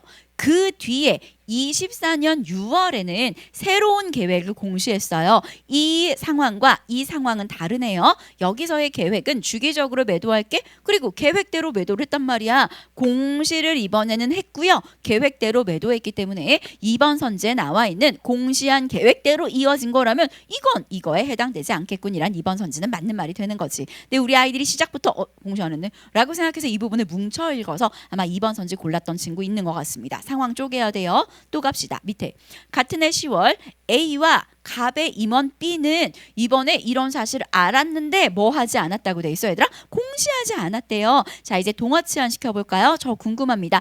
A랑 갑의 임원 B 뭐라고 동어 치환 시켜야 되게? 내부자. 그렇지. 내부자라고 동어 치환 시켜야지. B는 자산관리자 C에게 이 사실을 전달했고 그럼 동어 치환 시켜볼까? C는 뭐라고 동어 치환 시켜야 되게? 1차 정보 수령자. 그렇지. C는 매도했네요. 끝. 자, 이렇게 동어 치환을 시켰으면 우리 아이들이 정답이 5번이라는 걸 고를 수 있었을 겁니다. 4번 선지 같은 경우에는 우리 아이들이 왜 골랐냐면 B에게 B가 C한테 전달한 것은 이렇게 한 거기 때문에 위반했군이라는 말이 틀렸다고 생각한 이유가 막상 읽어보면 결국에 나쁜 짓을 누가 한 것 같아 얘들아? C가 한 거잖아. 그러니까 우리 애들이 B가 아니라 C지라고 생각해서 4번 선지 골랐던 것 같습니다. 하지만 우리 지문 돌아가 볼까요? 아까 이 규제의 대상 기억나시죠? 누구랑 누구였어요? 내부자와 1차 정보 수령자 둘 다기 때문에 일단 이 내부자가 알리는 순간 이 법을 위반했다라는 말은 맞는 말이 되는 겁니다. 마지막 5번 선지 한번 가보도록 할게요. 선지를 되게 잘 만들었거든요. 제가 보면서 이거 많이 틀리겠다 라고 생각했는데 이 정도로 많이 틀리지는 몰랐고요. C가 B로부터 받은 정보를 활용해서 주식을 매도한 것은 잘 봐. 읽어봐. 누구로부터 받은 정보라고 했어? 1차 정보 수령자로부터 받은 정보라고 돼 있지. 틀렸지. 1차 정보 수령자는 정보를 받은 사람이지 얘로부터 받은 정보를 매매에 이용한 게 아니잖아. 됐나요? 내부자로부터 1차 정보 수령자가 받았겠죠. 따라서 정답은 5번이었다라는 거 같이 가져가시면 끝. 넘어가도 되겠죠? 네. 마지막 독서입니다. 뒷장 14에서 17번. 얘들아 나 궁금한데 혹시 이 지문 무슨 지문이랑 되게 비슷하다는 생각 안 했니? 나 읽을 때 이거랑 되게 비슷하다는 생각했어. 맞아. 나도. 비타민 K로 오마주한 지문이라고 생각합니다. 하지만 모작은 원작을 따라갈 수 없습니다. 아니 개인적으로 나 되게 좋아하는 지문이거든. 내가 왜 비타민 K 같다고 생각했을까? 일단 정보량이 되게 많아. 그치? 근데 잊으면 안 돼? 지문에 나와 있는 모든 정보는 전부 다 누구를 위한 정보야? 혈압 조절. 그거 잊으면 안 돼. 무슨 말인지 알겠니? 지금 이 내용이 생소하게 들리면 안 돼. 네가 이 지문을 1등급처럼 읽었더라면 맞아. 여기 나와 있는 이 모든 과정은 궁극적으로 전부 다 혈압 조절과 관련되는 거야 라는 생각할 수 있었을 겁니다. 그리고 저는 개인적으로 이 지문은 정보량을 막 너무 많이 나열했지 정보들을 가지고 막 이렇게 재가공, 내용을 재구성해야 되는 건 별로 없었다고 생각을 하거든요. 그래서 제가 그런 면에서 내용 재구성의 꽃이었던 비타민 K보다 지문이 좀 구리다고 생각을 했던 거예요. 자, 그런데 저는 이 지문에서 5단락은 좀 좋았다고 생각합니다. 5단락 가보실까요? 단락 표시해 봅시다. 1. 혈압은 2. 체내 3. 체액량 4. 교감 5. 교감. 저는 개인적으로 오른쪽 위에 있는 저 5문단이 좀 좋은 문단이었다고 생각을 하고요. 5문단을 가보도록 하겠습니다. 교감신경계와 콩팥의 작용은 상호작용을 일으키기도 한다. 교감신경계 4단락에 있었던 내용과 콩팥 2, 3단락에 있었던 내용이 상호작용을 일으킨대요. 그러면서 카테코라민 동그라미 쳐볼까? 빼 4단락. 카테코라민이 콩팥에 작용하면 레닌의 분비가 촉진된다. 레닌의 분비 촉진 동그라미 쳐놓을래? 3단락. 또 이번에는 거꾸로 또한 안지오텐신2 동그라미 쳐볼까? 3단락. 이 3단락은 카테코라민의 분비를 촉진 카테코라민 동그라미 쳐볼까? 4단락. 5단락의 내용이 3, 4단락의 호환이죠. 3에서 4로 가거나 4에서 3으로 가거나 하는 이런 부분들은 저는 좀 좋은 문제였다고 생각합니다. 여러분이 그렇게 읽었더라면 뒷장에 17번 문제 괜찮게 풀었을 거예요. 17번 문제가 약간 요 내용 알아야지 지워지는 선지들이 있었거든요. 네, 마지막 갑니다. 아직 안 끝났어요. 마지막. 저는 이 지문에 숨어있는 비례관계도 좀 재밌다고 생각하는데요. 이 지문에서는 잠깐만 일러봐. 이 모든 내용이 전부 다 누구를 향해 가는 거라 그랬어? 혈압 조절. 근데 읽어보면 비례관계가 뒷담화니 나오지 않아? 뒷담화니 나오는데 그 중에 하나가 있었을 거야. 체액량과 관련된 내용이 있었을 겁니다. 체액이 뭐야? 몸 전체에 있는 액체. 그다 궁금해. 체액량과 소변량의 관계는 비례관계예요? 반비례관계예요? 반비례관계죠. 몸에 있는 액체 양이랑 소변량이랑은 반비례관계였다는 게 지금 나와 있거든요. 근데 이거를 놓치잖아? 그럼 네가 몇 번을 못 푸냐면 14번에 4번 선지 14번에 4번 선지나 그 다음 17번에 3번 선지 약간 요런 것들을 놓쳤을 거예요. 17번에 3번 선지 가보실래요? 네, 요런 것들 놓치지 않았을까 싶은 생각이 듭니다. 됐나요? 네. 14번에 3번 선지네요. 네네, 미안해요. 14번에 3번이나 17번에 3번이나 뭐 이런 것들이 아마 이런 거랑 관련된 선지였을 겁니다. 같이 한번 가볼까요? 네. 고개 들어주시면 이 지문은 내용 자체가 되게 어려운 지문은 아니었을 거예요. 여러분들 느끼시죠? 내용이 되게 어려운 게 아니라 정보가 많은 지문이지. 내 말 무슨 말인지 알지? 읽었을 때 아까 가나 지문은 이게 뭔 소리야? 싶고 동어치 안에 계속하면서 머리를 되게 많이 써야 돼. 근데 지금 이 지문도 물론 뭔 소리야 싶긴 해요. 그치만 이 지문에 뭔 소리야 싶은 건 눈깔로도 충분히 확인은 가능. 얘가 뭔지는 모르겠지만 어쨌든 얘가 올라가면 쟤 내려가나 봐. 이런 과정들만 잘 인지되어 있어도 되거든요. 위에다가 써놓을게요. 흔적 잘 남기기. 저는 개인적으로 이런 지문은 흔적 잘 남기기가 중요하다고 생각합니다.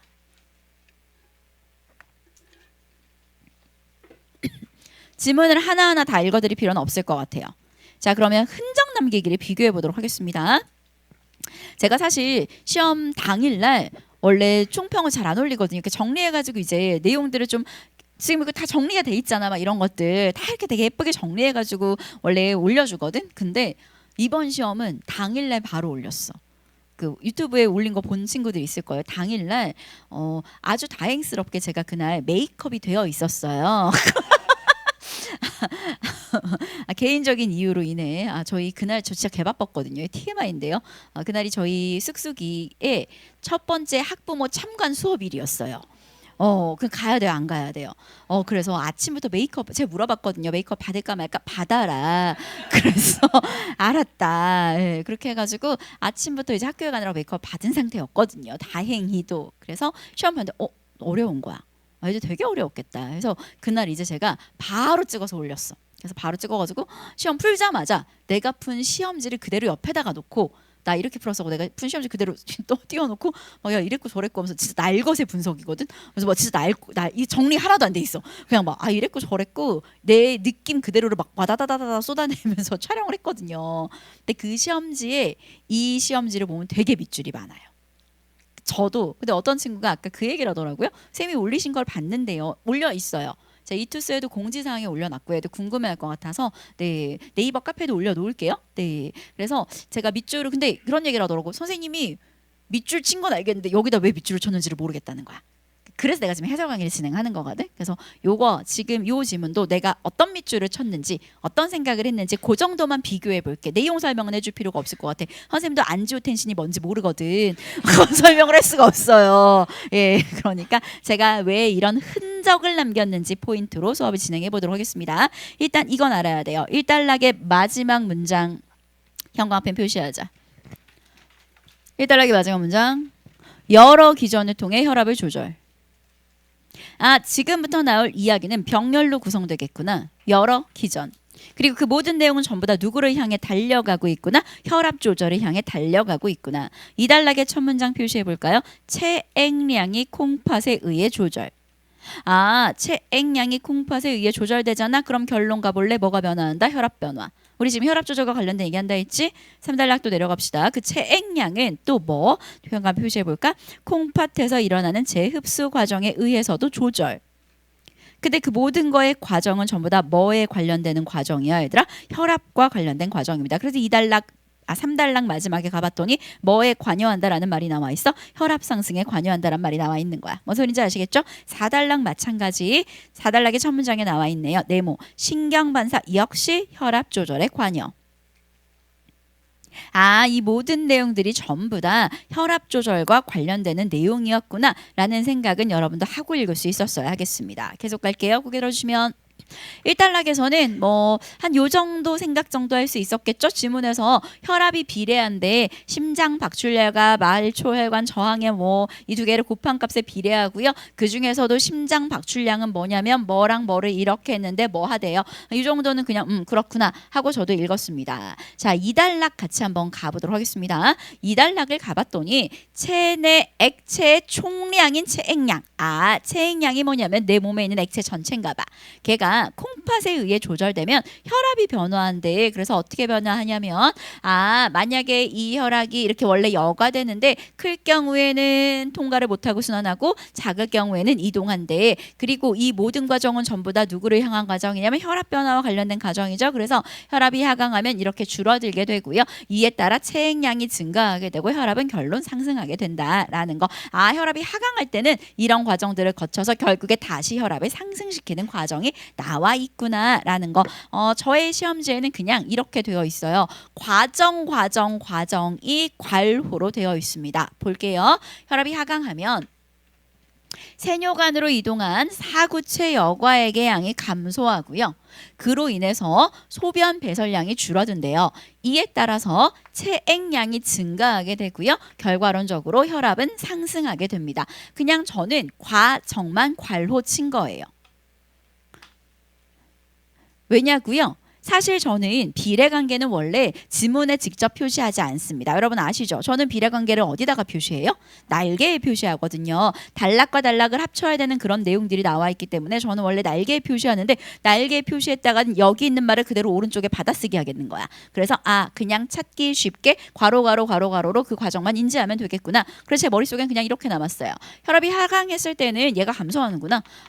감소하니까 아까 맞아. 이런 식으로 통과하는 그 과정 때문에 소변 배설량이 줄어들게 되는 거구나. 그리고 나서 소변 배설량이 줄어들게 되는 거니까 밖으로 나가는 게 적으니까 체액량은 또 거꾸로 증가하게 되겠구나. 두 개는 반비례 관계네. 그리고 나서 결과론적으로 맞아. 하강했을 때 하는 이유는 상승시키기 위해서니까 이거의 과정에 따라 혈압이 상승하게 되는구나 라고 저는 이 단락을 요 정도 인지하고 넘어갔습니다. 3단락 가보도록 할게요. 3단락부터 생각했어요. 지읒됐다. 내용이 너무 많지 않아? 3단락을 갔더니 내용이 너무 많은 거야. 자, 나 너무 궁금하다. 난 내용이 너무 많아서 내 머릿속에 들어봐. 어떻게 했을까?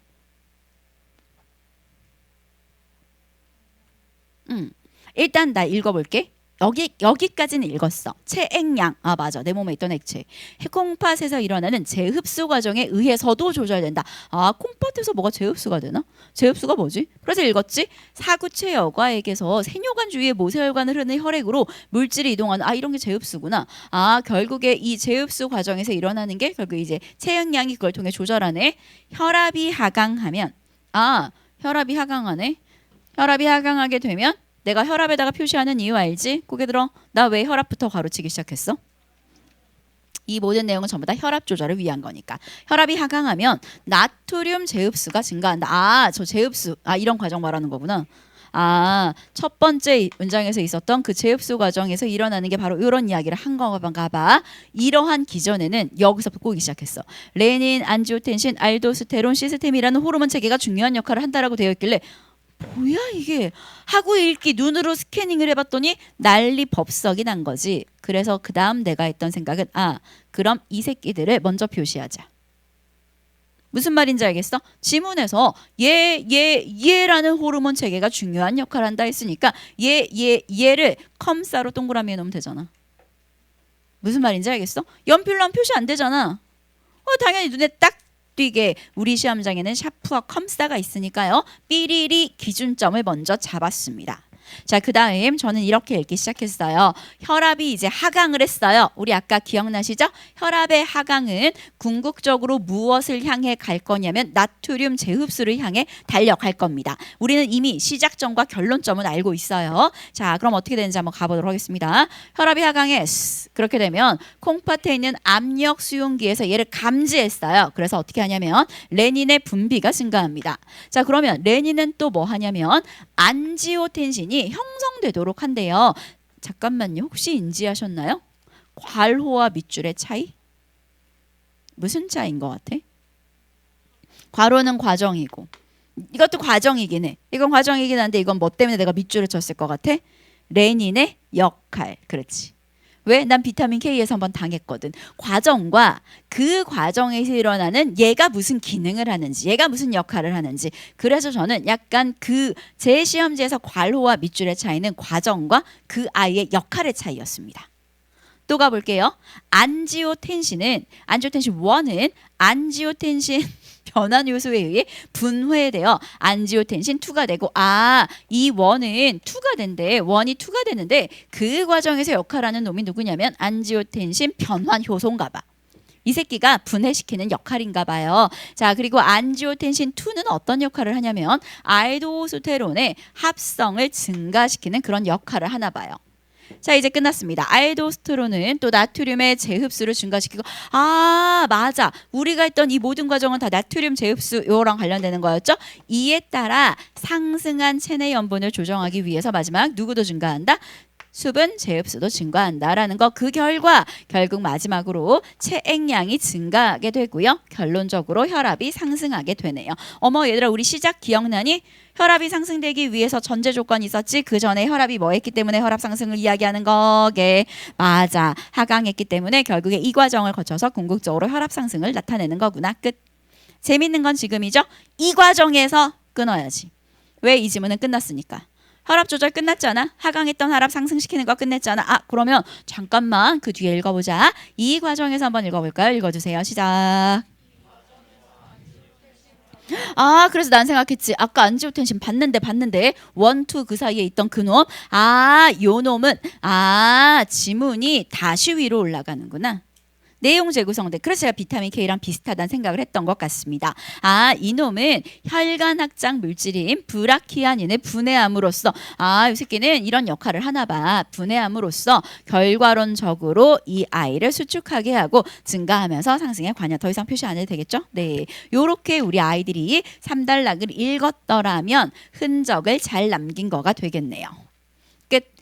4단락도 똑같을걸? 4단락은 나누면 되겠는데 얘들아 뭐랑 쪼개면 되겠어? 교감신경이랑 부교감신경 쪼개면 되지 않을까? 그래서 우리 아이들이 어디에서 쪼갰을 거냐면 반면에서 아마 쪼갰을 겁니다. 그리고 그 과정은 더 이상 설명할 필요 없을 것 같아요. 그냥 똑같은 패턴일 테니까요. 그리고 5단락은 아까 설명했으니까 패스. 자, 이렇게 하고 나서 14번 문제를 한번 가보도록 하겠습니다. 윗글에서 알 수 있는 내용으로 적절하지 않은 것은 이라고 되어 있네요. 2번 선지가 답이었죠. 안지오텐신 2 기억나시나요? 몇 단락에 있었죠? 2는?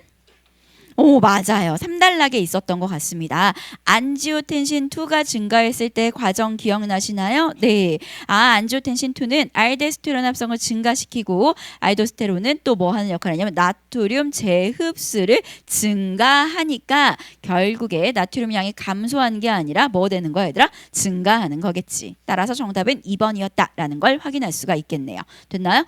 잠깐만요. 얘들아 다시 가봐. 3달러. 안지오텐신 2 찾았어. 우리 지금 읽은 그 부분? 알도스테론 아까 컴사로 표시했던 애 기억나? 알도스테론은 나트륨 제흡수를 증가시키는데 14번에 2번 선지 가봐. 나 모르겠어. 갑자기 세뇨간 주위에 모세혈관은 왜 나온 거야? 모르겠는데? 세뇨간 주위에 모세혈관이 왜 나온 거야? 그렇지. 3단락 시작이잖아. 3단락 올라가. 3단락 체액량은 콩팥에서 일어나는 제흡수 과정에서 조절됐는데 제흡수가 뭐였어? 아까 기억나니? 어디에서? 사구체 여과액에서 어디 주위에 모세혈관을 흐르는? 세뇨관 주위에 모세혈관을 흐르는 위에 떨어져 있어서 아마 놓친 친구들이 있었던 것 같습니다. 14번의 정답은 2번 끝. 넘어가도 되겠죠? 네. 15번. 저는 15번이 좀 재미있는 문제였다고 생각해요. 갑시다. 고개 들어요. 우리 이거 많이 했는데 얘들아 기억의 이유 이거 쌤이 어떻게 풀라고 했는지 기억나? 기억의 이유 기억 근처만 가면 안 된다 했던 것 같아. 그치? 우리 애들이 이 문제를 틀린 이유 보여줄게. 15번에 기억이라고 돼 있는 거야. 그래서 기억 있는 부분 가봐. 몇 단락에 나와 있어 기억이? 2단락에 나와 있지. 근데 그 기억 위로 하나 둘 셋 네 줄 올라가 볼까? 기억 위로 네 줄 올라갔더니 어떤 워딩이 그대로 나와 있냐면 혈구나 단백질은 분자의 크기가 커서 사구체의 막을 통과하지 못하고 라는 워딩이 나와 있잖아. 그래서 우리 애들이 15번에 2번 선지를 고른 것 같아. 왜? 지문에 나와 있으니까.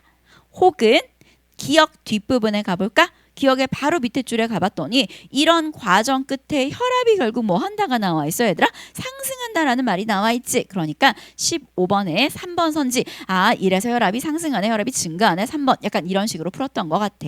15번에 2번 3번 선지 묶어볼까? 지문에서 본말. 그냥 기억 앞이나 기억 뒤에서 본말을 맞다고 생각하는 거지. 평가는 이렇게 계속 만들어낸단 말 이야기했었던 거 기억나시죠? 고개 들어주세요. 쌤 그럼 어떻게 풀어요? 자 이제 푸는 방법 갑시다. 쌤은 어떻게 풀었는지 기억나? 기억 뒤에다가 뭐 붙이라 그랬어? 왜냐하면 괄호 때문이다. 자 그럼 가보자. 기억 뒤에다가 붙여볼게. 아 사구체 여과액이 감소. 왜냐하면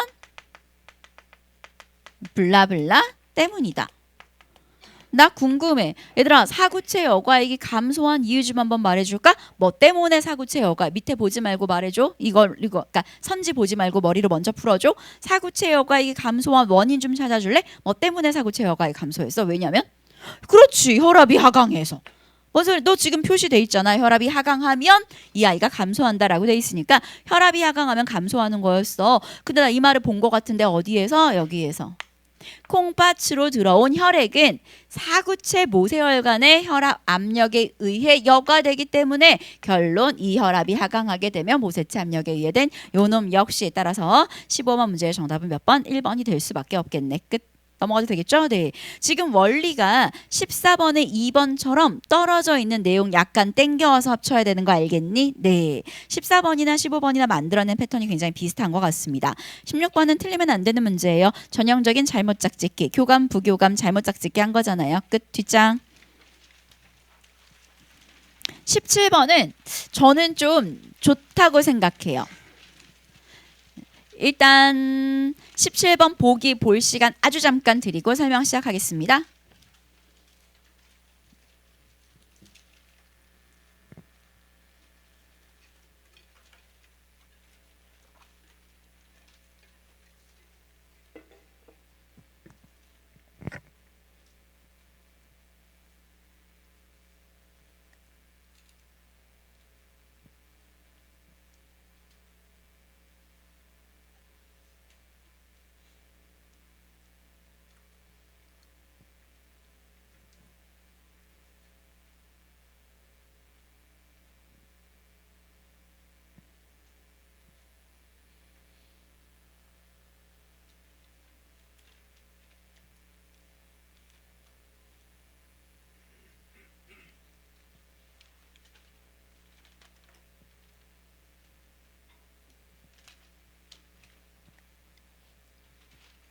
됐나요?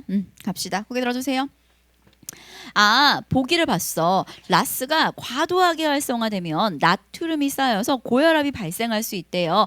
문제 상황이 나왔네. 그럼 이 문제 상황 이제 뭐 해줘야 되겠어, 얘들아? 해결해줘야 되겠지. 그래서 고혈압을 치료하는 약제에는 종류가 3가지가 있대요. 지문에도 정보가 너무 많았는데 보기에도 정보가 많네요. 일단 병렬이니까 먼저 표시를 해놓도록 하겠습니다. 베타 차단제는 이런 역할을 하고요. 안지오텐신 변환 효소 억제제는 이런 역할을 하고요. 칼슘 차단제는 이런 역할을 하나 봐요. 자, 근데 선생님은 이걸 꼭 가져갔으면 좋겠어. 이 문제에서 포인트가 2개 있거든. 보기에서 이 보기 잘 가져가. 난 개인적으로 이 보기는 좀 좋은 보기라고 생각합니다. 자, 정보량이 많은 거와는 별개로 보기가 구성이 좋거든요. 베타 차단제부터 갑시다. 요 첫 번째 괄호 갑시다. 읽어주세요. 시작.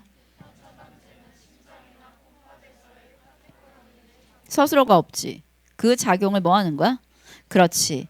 얘들아, 서술어가 떨어져 있을 때 이 서술어 붙여 읽어야 돼. 선생님 첫 번째 이 구성 너무 좋다고 생각해. 우리 신막 기출할 때도 했던 내용 이거 기억나지 얘들아? 이렇게 떨어져 있을 때 그 서술어 챙겨가는 거. 나는 요거 챙겨가는 거 되게 좋은 포인트였다고 생각하고요. 2번째 또 갑니다. 칼슘 차단제 역할이에요. 칼슘 차단제는 심장이나 혈관에 있는 근육에 칼슘이 유입되는 것을 막는데 재밌는 건 그 다음입니다. 잘 봐요. 씹어야 돼요. 마지막 문장 읽어봐봐. 칼슘은 갑시다. 읽어주세요. 시작. 그럼 잠깐 봐. 칼슘의 역할 말해봐. 칼슘의 역할은 뭐야? 근육을 뭐 하는 거야? 수축. 근데 우리의 핵심은 칼슘이 아니지. 그 칼슘을 뭐 하는 애야 얘들아? 차단하는 애니까 결국에 뭐 하는 거야? 근육 수축을 뭐 하는 애야? 막아주는 차단하는 애인 거지. 그렇게 한번 씹어낼 수 있었던 거 되게 중요한 포인트였다고 생각합니다. 그래서 저는 이 보기가 좀 좋은 보기라고 생각하고요. 아마 뭐 2번 선지를 골랐던 친구들은 베타 차단제라 나와 있는데 보기에 있는 베타 차단제는 카테코라민의 작용을 뭐 하는 애였어? 억제. 그럼 카테코라민이 또 어디 있어? 앞에 있는 지문에 가야 되거든. 아마 이제 이런들 과정에서 좀 꼬여서 2번 선지 골랐던 친구들이 있었을 수 있을 것 같고요. 3번 선지 골랐던 친구들은 소변 배설량의 감소라는 말이 보기에는 없거든요. 그런데 이거는 지문에서 체액량과 소변 배설량의 반비례 관계를 파악했더라면 3번 선지 골라낼 수 있었을 거라고 지원할 수 있었을 거라고 생각합니다. 4번 선지는 뭐 설명할 필요 없을 것 같고 마지막 5번 선지 같은 경우에는 그 과정을 잘 인지했더라면 브락티키닌 기억나니? 앞장 돌아가자. 3단락 맨 마지막에 있었잖아. 3단락 맨 마지막에서 이 과정에서 라고 붙어 있어서 우리 애들이 제일 마지막에 나와 있었기 때문에 이 과정이 맨 마지막에 있었다고 생각했지만 요 놈은 아까 위로 땡겨가서 과정 기억했던 거 기억나시죠? 네, 그런 면들이 좀 비타민 K와 유사하지 않았나 싶은 생각을 합니다. 요렇게 가져가시면 이 지문 끝. 됐나요? 네. 또 뭐 설명해 줘야 되지? 됐지? 정리 시간 잠깐 주고 문학으로 넘어갈게. 이 설명 하나 했어야지. 지문과 문제의 연결성 설명 잠깐 해줘야 된다. 마지막으로. 얘들아 지금 살펴보면 15번 기억의 이유로 가장 적절한 것은이라고 돼 있잖아. 15번은 몇 단락과 관련되는 문제야? 2단락. 그 다음 16번 네모 신경반사잖아. 몇 단락과 관련된 문제야? 4단락. 그럼 몇 단락이 떠 지금? 3단락이 뜨지. 라스 과정 겁나 많은데 그러니까 뒷장에 17번 문제에서 그거 단독으로 뽑아낸 거야. 그 과정에다가 심지어 정보를 더 얹혀준 거지. 이렇게 많이 내진 않는데 이건 좀 정보량이 좀 과했다고 싶습니다. 네, 이렇게 가져가시면 독서 끝. 잠시 후에 문학 이어갈게요.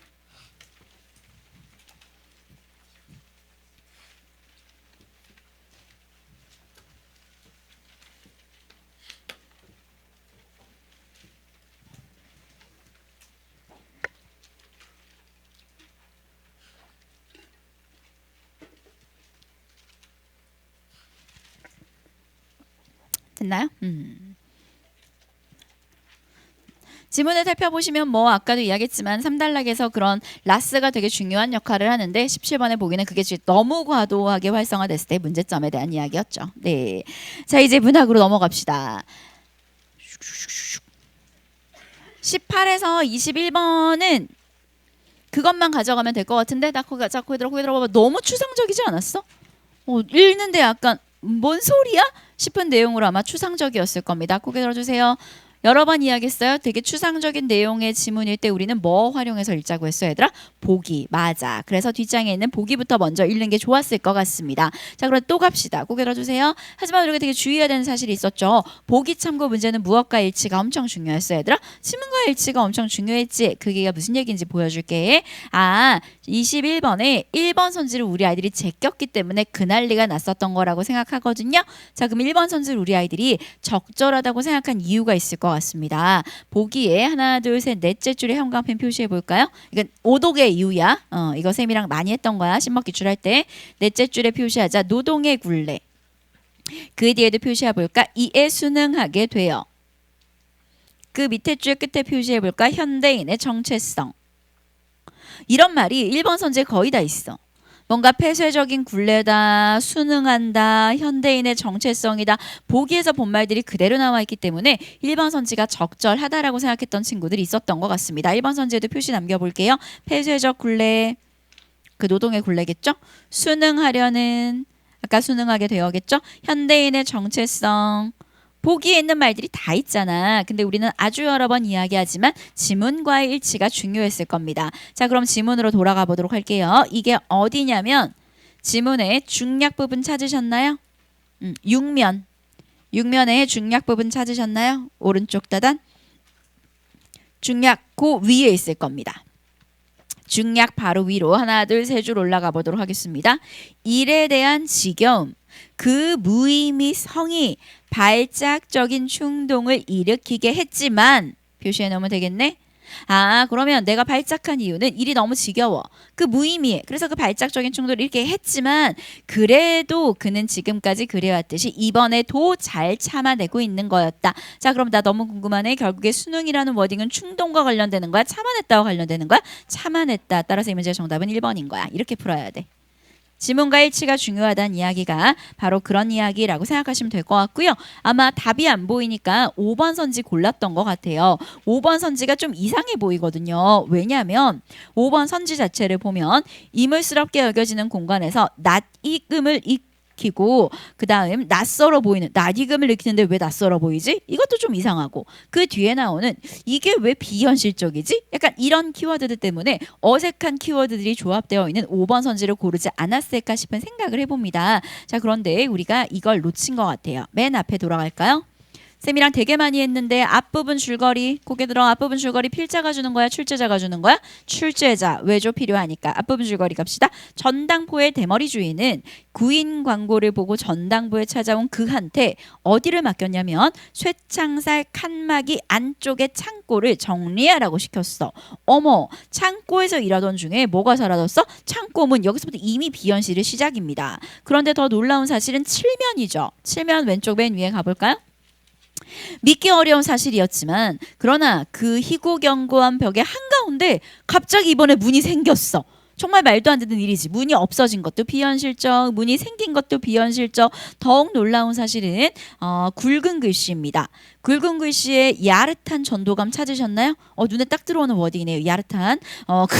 그는 보았다. 쇠창살 칸막이 아래로 이쪽을 바라보고 있는 대머리 얼굴을. 그 대머리 누군지 기억나시죠? 맨 앞에서 본 대머리였을 겁니다. 야릇한 전도감을 느끼며 주위를 둘러봤네요. 놀라운 사실. 그 낯익은 공간의 어딘가가 지극히 이물스럽고 수상쩍게 느껴져. 낯이 이거 내가 늘 일하던 공간이고 내가 왔던 공간이니까 근데 그곳이 되게 이물스러워. 근데 또 놀라운 사실은 그 다음이죠. 어떻게 왔어요?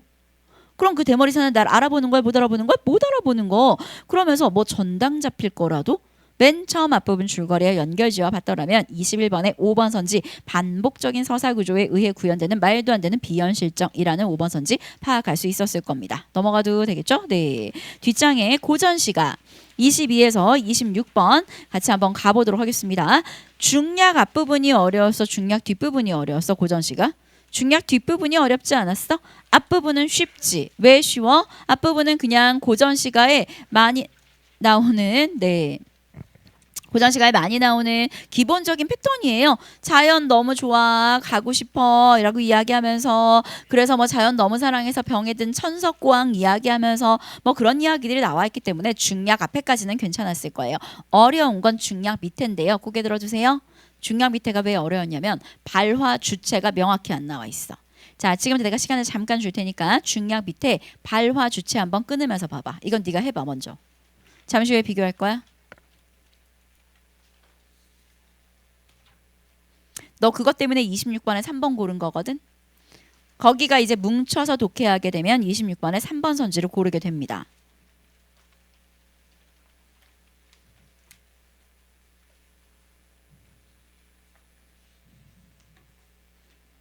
자기 만약에 26번도 3번을 골랐고 12번도 2번을 골랐으면 독해할 때 자꾸 퉁퉁퉁퉁 뭉쳐서 독해할 확률이 좀 높습니다. 교정하면 되죠. 그럼요.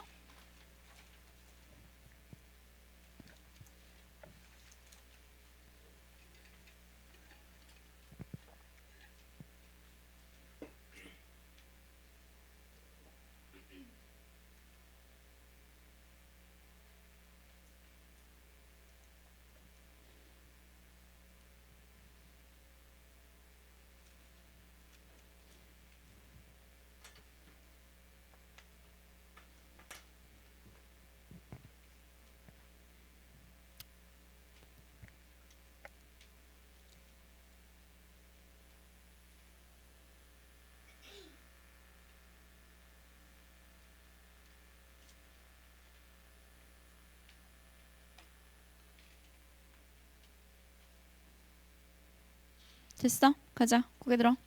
자, 지금부터 이 중약 뒷부분을 제대로 읽어보도록 하겠습니다. 여러분이 이 문제를 틀렸더라면 중약 뒷부분을 잘 독해를 못했기 때문이거든요. 자, 이제 한번 가볼게요. 망망대항이 그 앞에 둘러있어. 대항이라는 건 5대항 6대지 생각하면 되게 큰 바다가 눈앞에 그 앞에 둘러있습니다. 그래서 대지와 산악을 밤낮으로 흔드는 듯 하더래. 선생님이 재밌는 건 이 두 줄입니다. 이 두 줄 한번 먼저 읽어볼게요. 오타가 있어 제가 미음을 끼워 넣었어요. 밑없는부터 갑시다. 읽어주세요. 시작.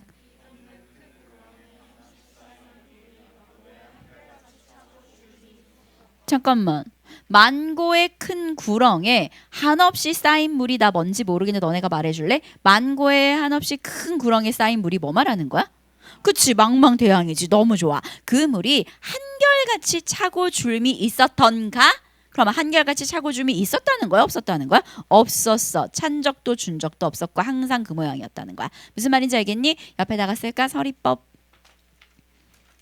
얘는 항상 차거나 줄미 없이 그 모양 그대로였다는 거야. 그래서 그 밑에 다시 나오잖아. 천지의 장한 경치 반 이상이 전부 다 물로 생겼구나 라는 거. 네가 이거 서리법으로 골랐지? 그럼 뒷장에 26번에 답이 1번 선지라는 거 파악할 수 있었을 겁니다. 1번 선지 가볼게요. 가에서 한결같이 차고줌이 있었던가 라는 것은 차고주는 게 없었어. 항상 저대로였어. 그럼 불변성을 끝내 알 수 없을 것이라는 게 아니라 이 상황에서 안 변했네. 계속 그대로네. 라는 내용이니까 정답은 1번이라는 걸 파악할 수 있겠지. 네가 아마 1번 선지를 제꼈던 이유는 저걸 서리법으로 해석하지 못했거나 혹은 불변성과 연결짓지 못했기 때문일 겁니다. 저희는 계속 가겠습니다. 대박. 저 기운 뭘로 생겼지? 와, 나 성인 만나가지고 이 기운이 어떻게 생기게 된 건지에 대해 물어봐야겠다. 불변성이 아니라 이 기운이 뭘로 생겼는지에 대해 물어봐야겠다라는 이야기인 거죠. 자, 이제 그 뒤에도 가보겠습니다. 바위길에 익숙한 중한테 가마를 느슨히 매게 했어. 그렇게 해서 옛날에는 그러니까 뭐 이런 거지. 등산할 때 쉐르파라고 알아? 옆에 같이 가는? 약간 이런 거야. 그 중한테 느슨히 매게 하고 깎아지른 험한 벼랑을 지나쳐서 청옥산 속으로 첩첩히 드니까 막 병풍이 막 좌우로 막 펼쳐져 있는 너무 아름다운 모습이 든 거야. 그래서 내가 운교를 건너 술수법에 앉아시며 나무하는 애들아 지난 일 좀 한번 물어보자. 그럼 나 궁금해. 나무하는 아이들아 지난 일 물어보자. 이 말은 누가 한 거야 얘들아? 내가 한 거지. 바람에 움직인 돌 내려진 지 몇 해고 짝 없는 성문은 언제 쌓였어? 라고 여기까지가 누구의 대사야? 나의 대사야. 야, 바람에 쌓인 돌 언제 내려졌냐? 짝 없는 성문 언제 쌓였어? 다른 말로 동화치환 시켜볼까? 이게 바로 뭐에 대한 이야기? 이게 지난 일에 대한 이야기지. 나무하는 애들아 지난 일 좀 얘기 좀 해보자. 이거 어떻게 됐냐? 라고 했단 말이야. 그랬더니 그 밑에 줄 읽어볼까? 읽어주세요. 시작. 아니 어떻게 들어와 계세요? 라고 이야기한 거 그럼 뭐죠? 이건 누가 이야기한 거게? 아이들이 이야기한 거지. 나무하는 애들이 여기 어떻게 들어왔어요? 라고 물어봤어. 여기까지 되겠니? 그 다음이 재미있네. 여기서 이제 오독이 일어난 거야. 가볼게. 낫매고 새끼 찬 앞절의 상좌인데, 상좌는 스님을 말하는 거거든. 왜? 낯을 메고 새끼를 찬 앞절의 상좌. 나 궁금하다. 이 앞절의 상좌는 그럼 누구를 말하는 거게? 그렇지. 바위길에 익숙한 저 중이 대답한 거야. 그럼 상황은 지금 머릿속에 이 상황 3명이 있는 거지. 내가 애들한테 야 지난 일 좀 물어보자 라고 했더니 애들이 어떻게 들어와 있어요? 라고 했더니 나 지금 누구랑 들어왔는지 알지? 나 혼자 들어오지 않았어. 중이 나를 메고 있어. 아 나 앞절에 쌤 이 사람일 수도 있잖아요. 그래서 그 뒤에를 봐. 뗄나무 하러 무심히 다니오니. 아 내가 나무를 하러 여기를 왔다 갔다를 많이 해. 다른 말로 바꿔볼까? 그만큼 이 바위길에 뭐한 사람이야 얘들아? 익숙한 사람. 그래서 나는 진관함이 없어진 줄 알았어. 늘 다니던 길이니까 내가 왔다 갔다 하면서 봤으니까. 근데 그거 말고 우리가 모르는 이름 목동의 피리소리에 붙였어 라고 이 마지막 대사를 그 사람의 대사로 앞절 중 다른 말로 바꾸면 바위길에 익숙한 중으로 바꿔놨더라면 26번 가볼까요? 이번에 이제 26번에 3번 선지 갑시다. 나무하는 아이들에게 던진 지난 일에 대한 질문 기억나지? 그랬더니 앞절 상좌의 답변으로 이어진 거야. 아이가 물어봤지. 그럼 어떻게 오신 거예요? 그랬더니 상좌가 나 왔다 갔다 했거든. 그래서 근데 내가 이거는 알아. 진관함이 없어진 거. 근데 나머지는 잘 모르겠던데 하는 것을 통해 알 수 있는 것과 알 수 없는 것의 구분에 대한 인식이 드러난다라는 3번 선지는 파악할 수 있겠네요. 26번에 3번 선지 옆에 쓰면 되겠네요. 발화 주체 파악 X. 발화 주체를 파악하지 못해서 아마 3번 선지 골랐던 친구들이 있었던 것 같습니다. 나요? 네, 이렇게 가져가시면 나 끝. 그리고 우리 아이들이 좀 어려웠으면 고전 수필이 좀 어렵지 않았나요? 네, 수필이 어려웠으니까 25번 문제에 틀린 친구들이 있었을 것 같아요. 다른 고전 수필에 비해서는 좀 쉬운데. 빨리 가볼게. PPT 안 띄우고 눈으로만 가자. 시간상. 네, 현대시까지 해야 되니까. 빨리 할게요. 갑시다. 네, 가지문 좀 전에 했으니까 나지문만 가면 되겠죠? 오른쪽 다단 갑시다. 잘 따라오세요. 오른쪽 다단에 어떤 사람이 말하기를 뭐라고 말했어. 그랬더니 그 다음 단락 하자. 성능자가 한숨을 쉬네. 그럼 성능자는 이 어떤 사람과 의견이 같은 거야? 반대되는 거야? 반대되는 거야. 성능자가 뭐라고 하는지 가보자. 바람은 진실로 사실을 기록한 거야 라고 하면서 뭐라고 하냐면 자네가 그것을 설명하기를 원하니? 해 달, 추위, 해는 뭐, 달은 뭐, 다위는 뭐, 비는 뭐 하면서 저들은 오로지 뭐의 기능만이 있고 한 가지의 기능이 있고 나머지는 통할 수 없어. 그러나 바람은 그렇지 않다. 그럼 바람은 뭐 할 수 있다라는 말을 결국에 이 모든 내용은 하고 있는 걸 바람은 통할 수 있다. 그래서 다음 달랑 내려가자. 뛰어난 재주와 응변술, 용모와 지모, 공적과 훈공, 부유함과 사치스러움 같은 것도 높고 얕게 울리고 흔들리며 넓고 크게 돌아 사라져 버리니 바람이 이렇게 하는 것과 무엇이 다른가? 서리법이네. 그럼 바람과 결국에 얘네들이 사라져 버리는 것이 뭐 하다는 이야기야 얘들아? 같다라는 이야기를 하는 거지. 됐니? 그러니까 이런 생각이 드는 거야. 마지막 달라. 생각건데 바람이 초하는 데에 길이 있으니 막막한 가운데 정신을 모으고 형체를 맞춰 이렇게 하더라도 그 뒤에 볼까? 어기지 말고 부딪히지 않으면 바람도 나를 어떻게 하겠니? 왠지 가보자. 마지막. 편안함도 없고 X. 요동도 없고 X. 바람도 없는 듯 X. 집도 없는 듯 한다면 그럼 편안함도 없고 요동도 없고 바람도 없고 집도 없고 아무것도 없어. 그럼 무엇을 면했다고 기뻐하겠냐? 왜 원래 없었던 거니까. 무엇을 잃는다고 두려워하겠냐? 왜 원래 없었던 거니까. 네 말이 좀 그럴듯한데 너는 경계를 벗어나지 못한 거야 라고 읽었잖아. 뒷장 넘기면 25번에 2번 선지 얘네들 아까 한 가지 기능 읽었던 거 기억나시죠? 4번 선지 얘네들이 결국 모두 사라져버린다는 거 기억나시죠? 마지막 5번 선지 없어. 그러니까 그런 생각할 필요가 없어 라는 거니까 경계를 벗어날 수 없는 게 아니라 이렇게 여겨야 경계를 벗어날 수 있다는 거지. 경계를 벗어나지 못한 건 어떤 사람이었겠죠. 넘어가도 되겠습니까? 네, 이렇게 가져가시면 26번도 끝. 25번도 끝. 소대성전은 안 읽어도 될 것 같아. 내가 읽으면서 생각했거든. A블럭 읽으면서 A블럭에서 나오잖아. 막 채봉이가 막 어쩌고 저쩌고 하면서 막 사례를 들잖아. 그래서 뒷장을 넘겨보면 내가 29번에 1번 선지 위에다가 썼다고. 뭐라고 썼냐면 내가 문제를 풀면서 끝없이 되새겨 왔음을 밝히며에 밑줄 치고 나서 초나라 공주 땡땡 주체 바꾸기 라고 해서 1번 이렇게 하고 난 너무 쉽게 넘어갔거든. 정답률이 31%라고는 상상도 못했어. 이거 주체만 잘 파악했더라면 어렵지 않게 풀 수 있었을 문제였을 것 같습니다. 아마 우리 애들이 조금 이제 이 부분부터 집중력이 흐려지기 시작해서 이런 문제가 생기지 않았나 싶어요. 넘어가도 되겠죠? 네, 마지막 현대시입니다. 한숨 쉬지 말아야지. 아 근데 시가 어려워. 하지 말까? 궁금하지 않아? 어떻게 읽었어야 되는지? 궁금하지? 그지? 맞아. 궁금해. 가는 안 읽어도 되겠지. 가는 보기에 다 있으니까. 가는 보기에 있는 내용이랑 대응시키면 되는 것 같아. 쌤이 손글씨로도 써놨기 때문에 확인해 보시면 됩니다. 문제는 나예요. 나시는 개 어렵습니다. 개인적으로 이쪽으로 오시면 저희가 킬러 배제 이슈가 있었을 때 오교환의 봄이라는 시가 너무 추상적이야. 너무 어려운 시야. 이런 킬러는 내면 안 돼라는 예시로 나왔거든요. 요 시에 비하면 그 시는 귀여워요. 저 이렇게 읽을 때 뭔 소리야 싶은 시. 네. 하지만 우린 읽어내야겠죠. 자, 지금부터 선생님이 복기 시간 30초 드리고 시 설명합니다. 빠르게 먼저 훑어보세요. 시도 어려운데 보기도 전혀 도움이 안 돼요. 그죠?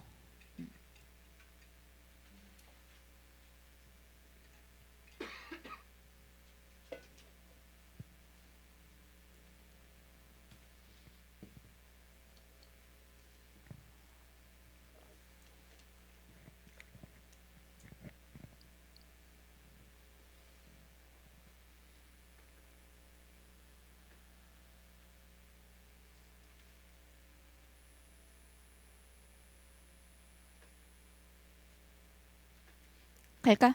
가자. 고개 들어.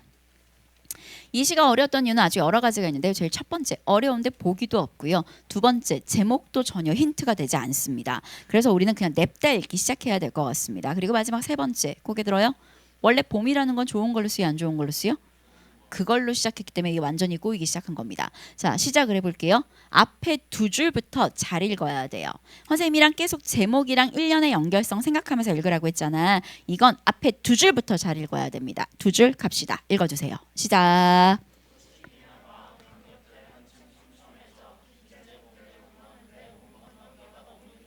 잘 봐.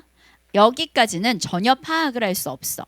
그냥 꽃이 피었다. 과정 말해봐. 꽃이 피었더니 마음의 간격들이 뭐해졌다?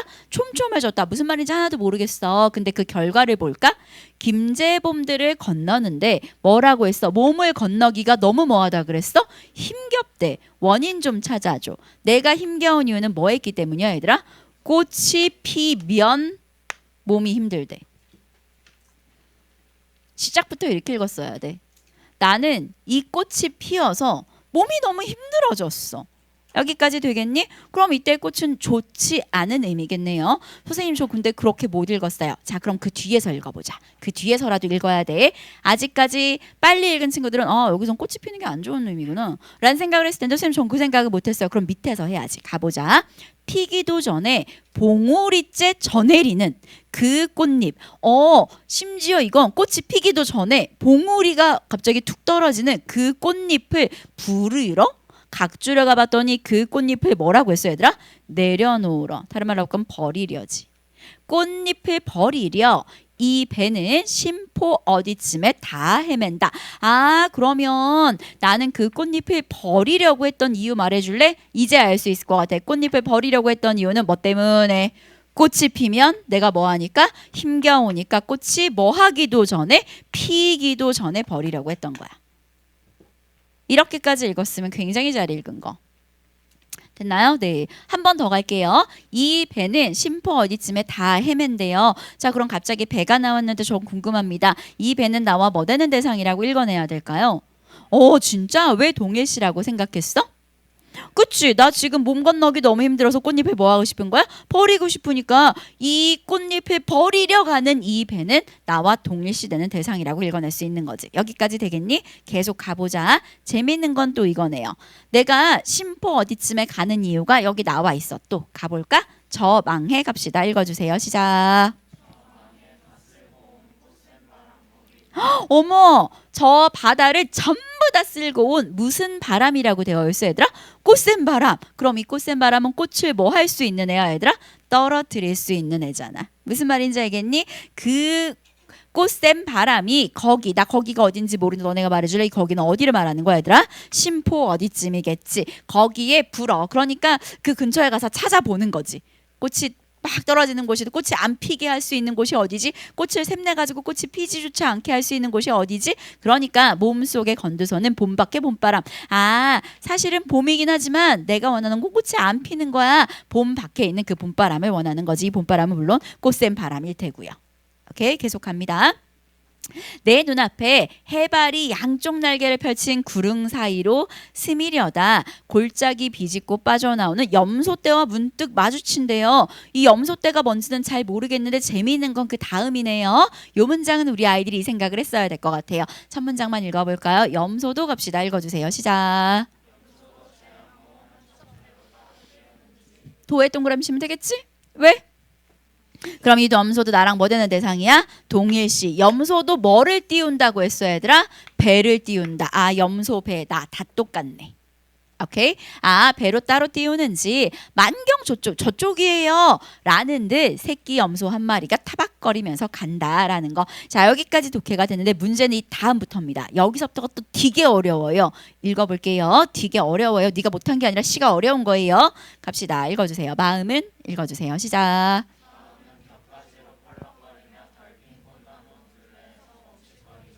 아, 쪼개지네요. 마음은 이러자고 하는데 상심은 이런데요. 여기까지 되시겠어요? 자, 그럼 마음은 곁가지로 펄럭거리면서 덜 핀 꽃나무 둘레에서 멈칫거리자. 우리 여기 있어보자. 어떻게 되는지 한번 보자. 아직 덜 피었잖아. 라고 하지만 남몰래 출렁거리는 이 상심은 아지랑이 너머에 끝내 닿을 수 없는 항구 몇 개는 더 지워야 한다고 닻이 끈 배 한 척. 잘 모르겠어. 그럼 다시 한번 씹어볼게. 얘들아, 무슨 한 척이라고 되어 있어?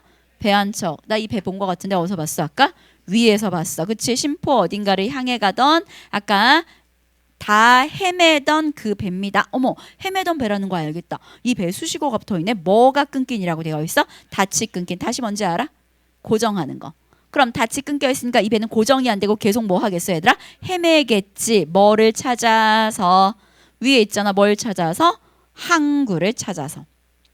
아, 포구를 찾아서 항구를 찾아서 계속해서 그 포구와 항구는 말해줘. 어떤 곳이야? 그 포구와 항구는 뭐가 부는 곳이겠어 얘들아? 꽃샘 바람이 부는 곳이겠지. 거기를 찾아야 돼. 그것 때문에 닻이 끊긴 배 한 척입니다. 그리고 내가 닿을 수 없는 항구 몇 개는 뭐 해야 돼 얘들아? 지워야지. 저기는 안 돼. 저기는 제껴. 저기는 안 돼. 라고 제끼고요. 그럼 난 뭘 찾겠어? 내가 닿을 수 있는 꽃샘 바람이 부는 그곳을 찾으려고 하는 과정인 거죠. 이렇게 읽고 이제 선지 갑시다. 33번에 1번 선지. 꽃이 피는 것이 내면 변화의 관련성을 의미한다라는 거. 꽃이 피어가지고 내 몸 건너기가 너무 힘들다는 거잖아. 그러니까 꽃이 피면 내 몸이 힘들어라는 꽃이 피는 것과 내면 변화의 관련성을 의식한다. 1번 선지 얘기할 수 있을 것 같습니다. 2번 선지.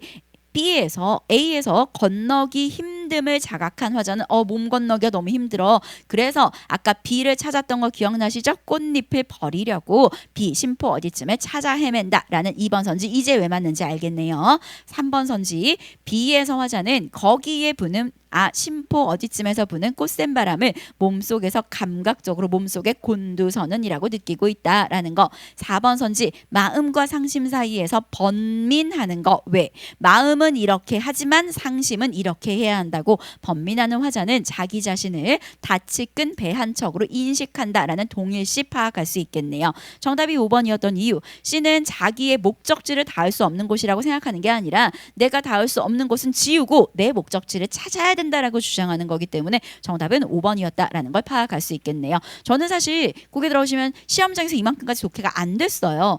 그냥 뭔 소리야 이게? 뭔 소리야? 뭔가 꽃이 피는 게 안 좋다는 이야기인가? 배가 동일시되는 대상인데 마지막에 결국에 이런 맥락이네. 잠깐만 그러면 1번 선지, 2번 선지, 3번 선지, 4번 선지 막 지워져. 마지막 5번 선지. 목적지를 닿을 수 없는 것 아니지. 닿을 수 없는 항구는 지워야 된다고 했으니까 여기는 내 목적지는 아니지. 5번. 난 그냥 이렇게 풀었거든. 내지 지금 내가 해설을 해야 되는 과정이기 때문에 이만큼을 설명을 해드린 거거든요. 시험장에서 어떻게 이만큼 생각해? 어렵지. 네. 이렇게 해야 될 것 같아. 실제 수능에서는 이 정도의 난이도가 시가 나올 거라고 생각하지는 않거든요. 하지만 어쨌든 하나는 뭐로 나오겠어? 연계. 하나는 비연계로 나오잖아. 어쨌든 우리는 계속해서 비연계 대비를 해야 할 것 같습니다. 비연계 대비를 하기 위해서는요. EBS 예습 좀 해오세요. 기침하지 마시고요. EBS에 낯선 시 많잖아요. 그 연습 해보시면 좋을 것 같습니다. 상반 동일시 너무 중요한 거 아시겠죠? 네, 배 한 척이 나와 동일시된다라는 생각을 했으면 33번에 4번 선지 고르지 않았을 거고요. 상반 동일시 생각했더라면 32번에 1번 선지도 고를 수 있었을 겁니다. 제가 시독해 할 때 제일 중요한 포인트가 상반 동일시라는 이야기 엄청 많이 했잖아요. 네, 이렇게 가져가시면 3편 끝. 이쪽으로 오세요. 지금은 여러분이 어느 정도 이해가 됐을 거라고 생각해요. 근데 문제는 이거예요. 그 이해는 내가 도와준 거잖아. 집에 가서 다시 뜯어봐.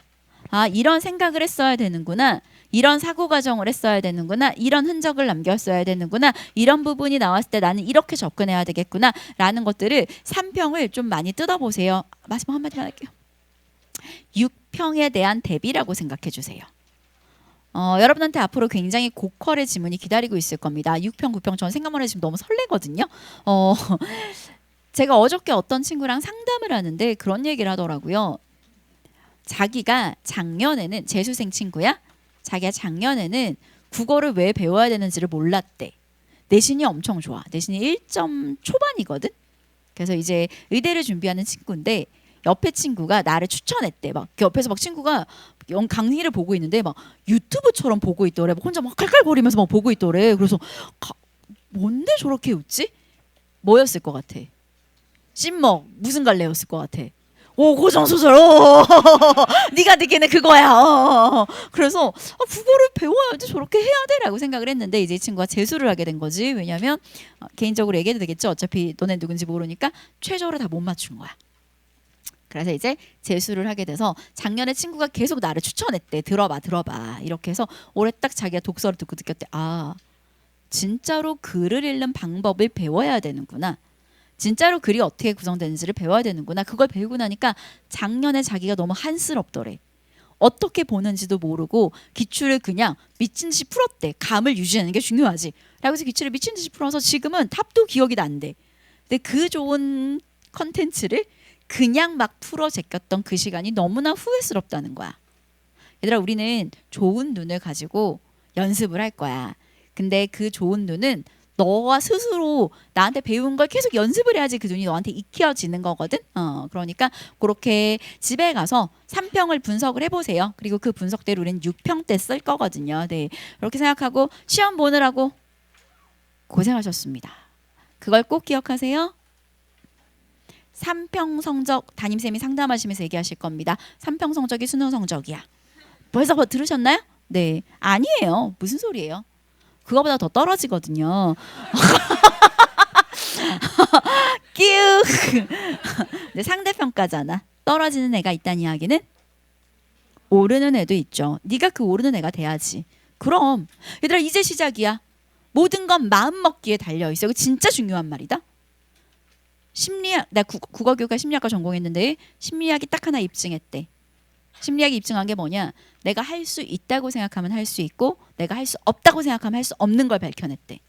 개소리지? 자, 이런 거야. 내가 할 수 있다고 생각을 해. 그러면 이론이 되게 많아. 나의 무의식 이론이, 내 무의식이 결국 이걸 할 수 있게 했다. 귀인 이론이, 이런 내적 귀인으로 인해서 할 수 있게 됐다. 아니면 또 뭐 자기 효능 이론이, 나의 자기 효능 이론이 이걸 할 수 있게 됐다. 내용은 다 이론은 다르지만 결론은 하나야. 할 수 있다고 생각하면 결국에 걘 하던데?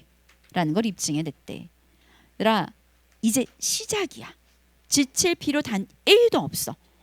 내가 이게 부족했구나? 이거 보완하면 되지. 이렇게 생각하고 남아있는 시간을 같이 보내시면 좋을 것 같습니다. 고생하셨어요. 다음 주에 봬요. 안녕.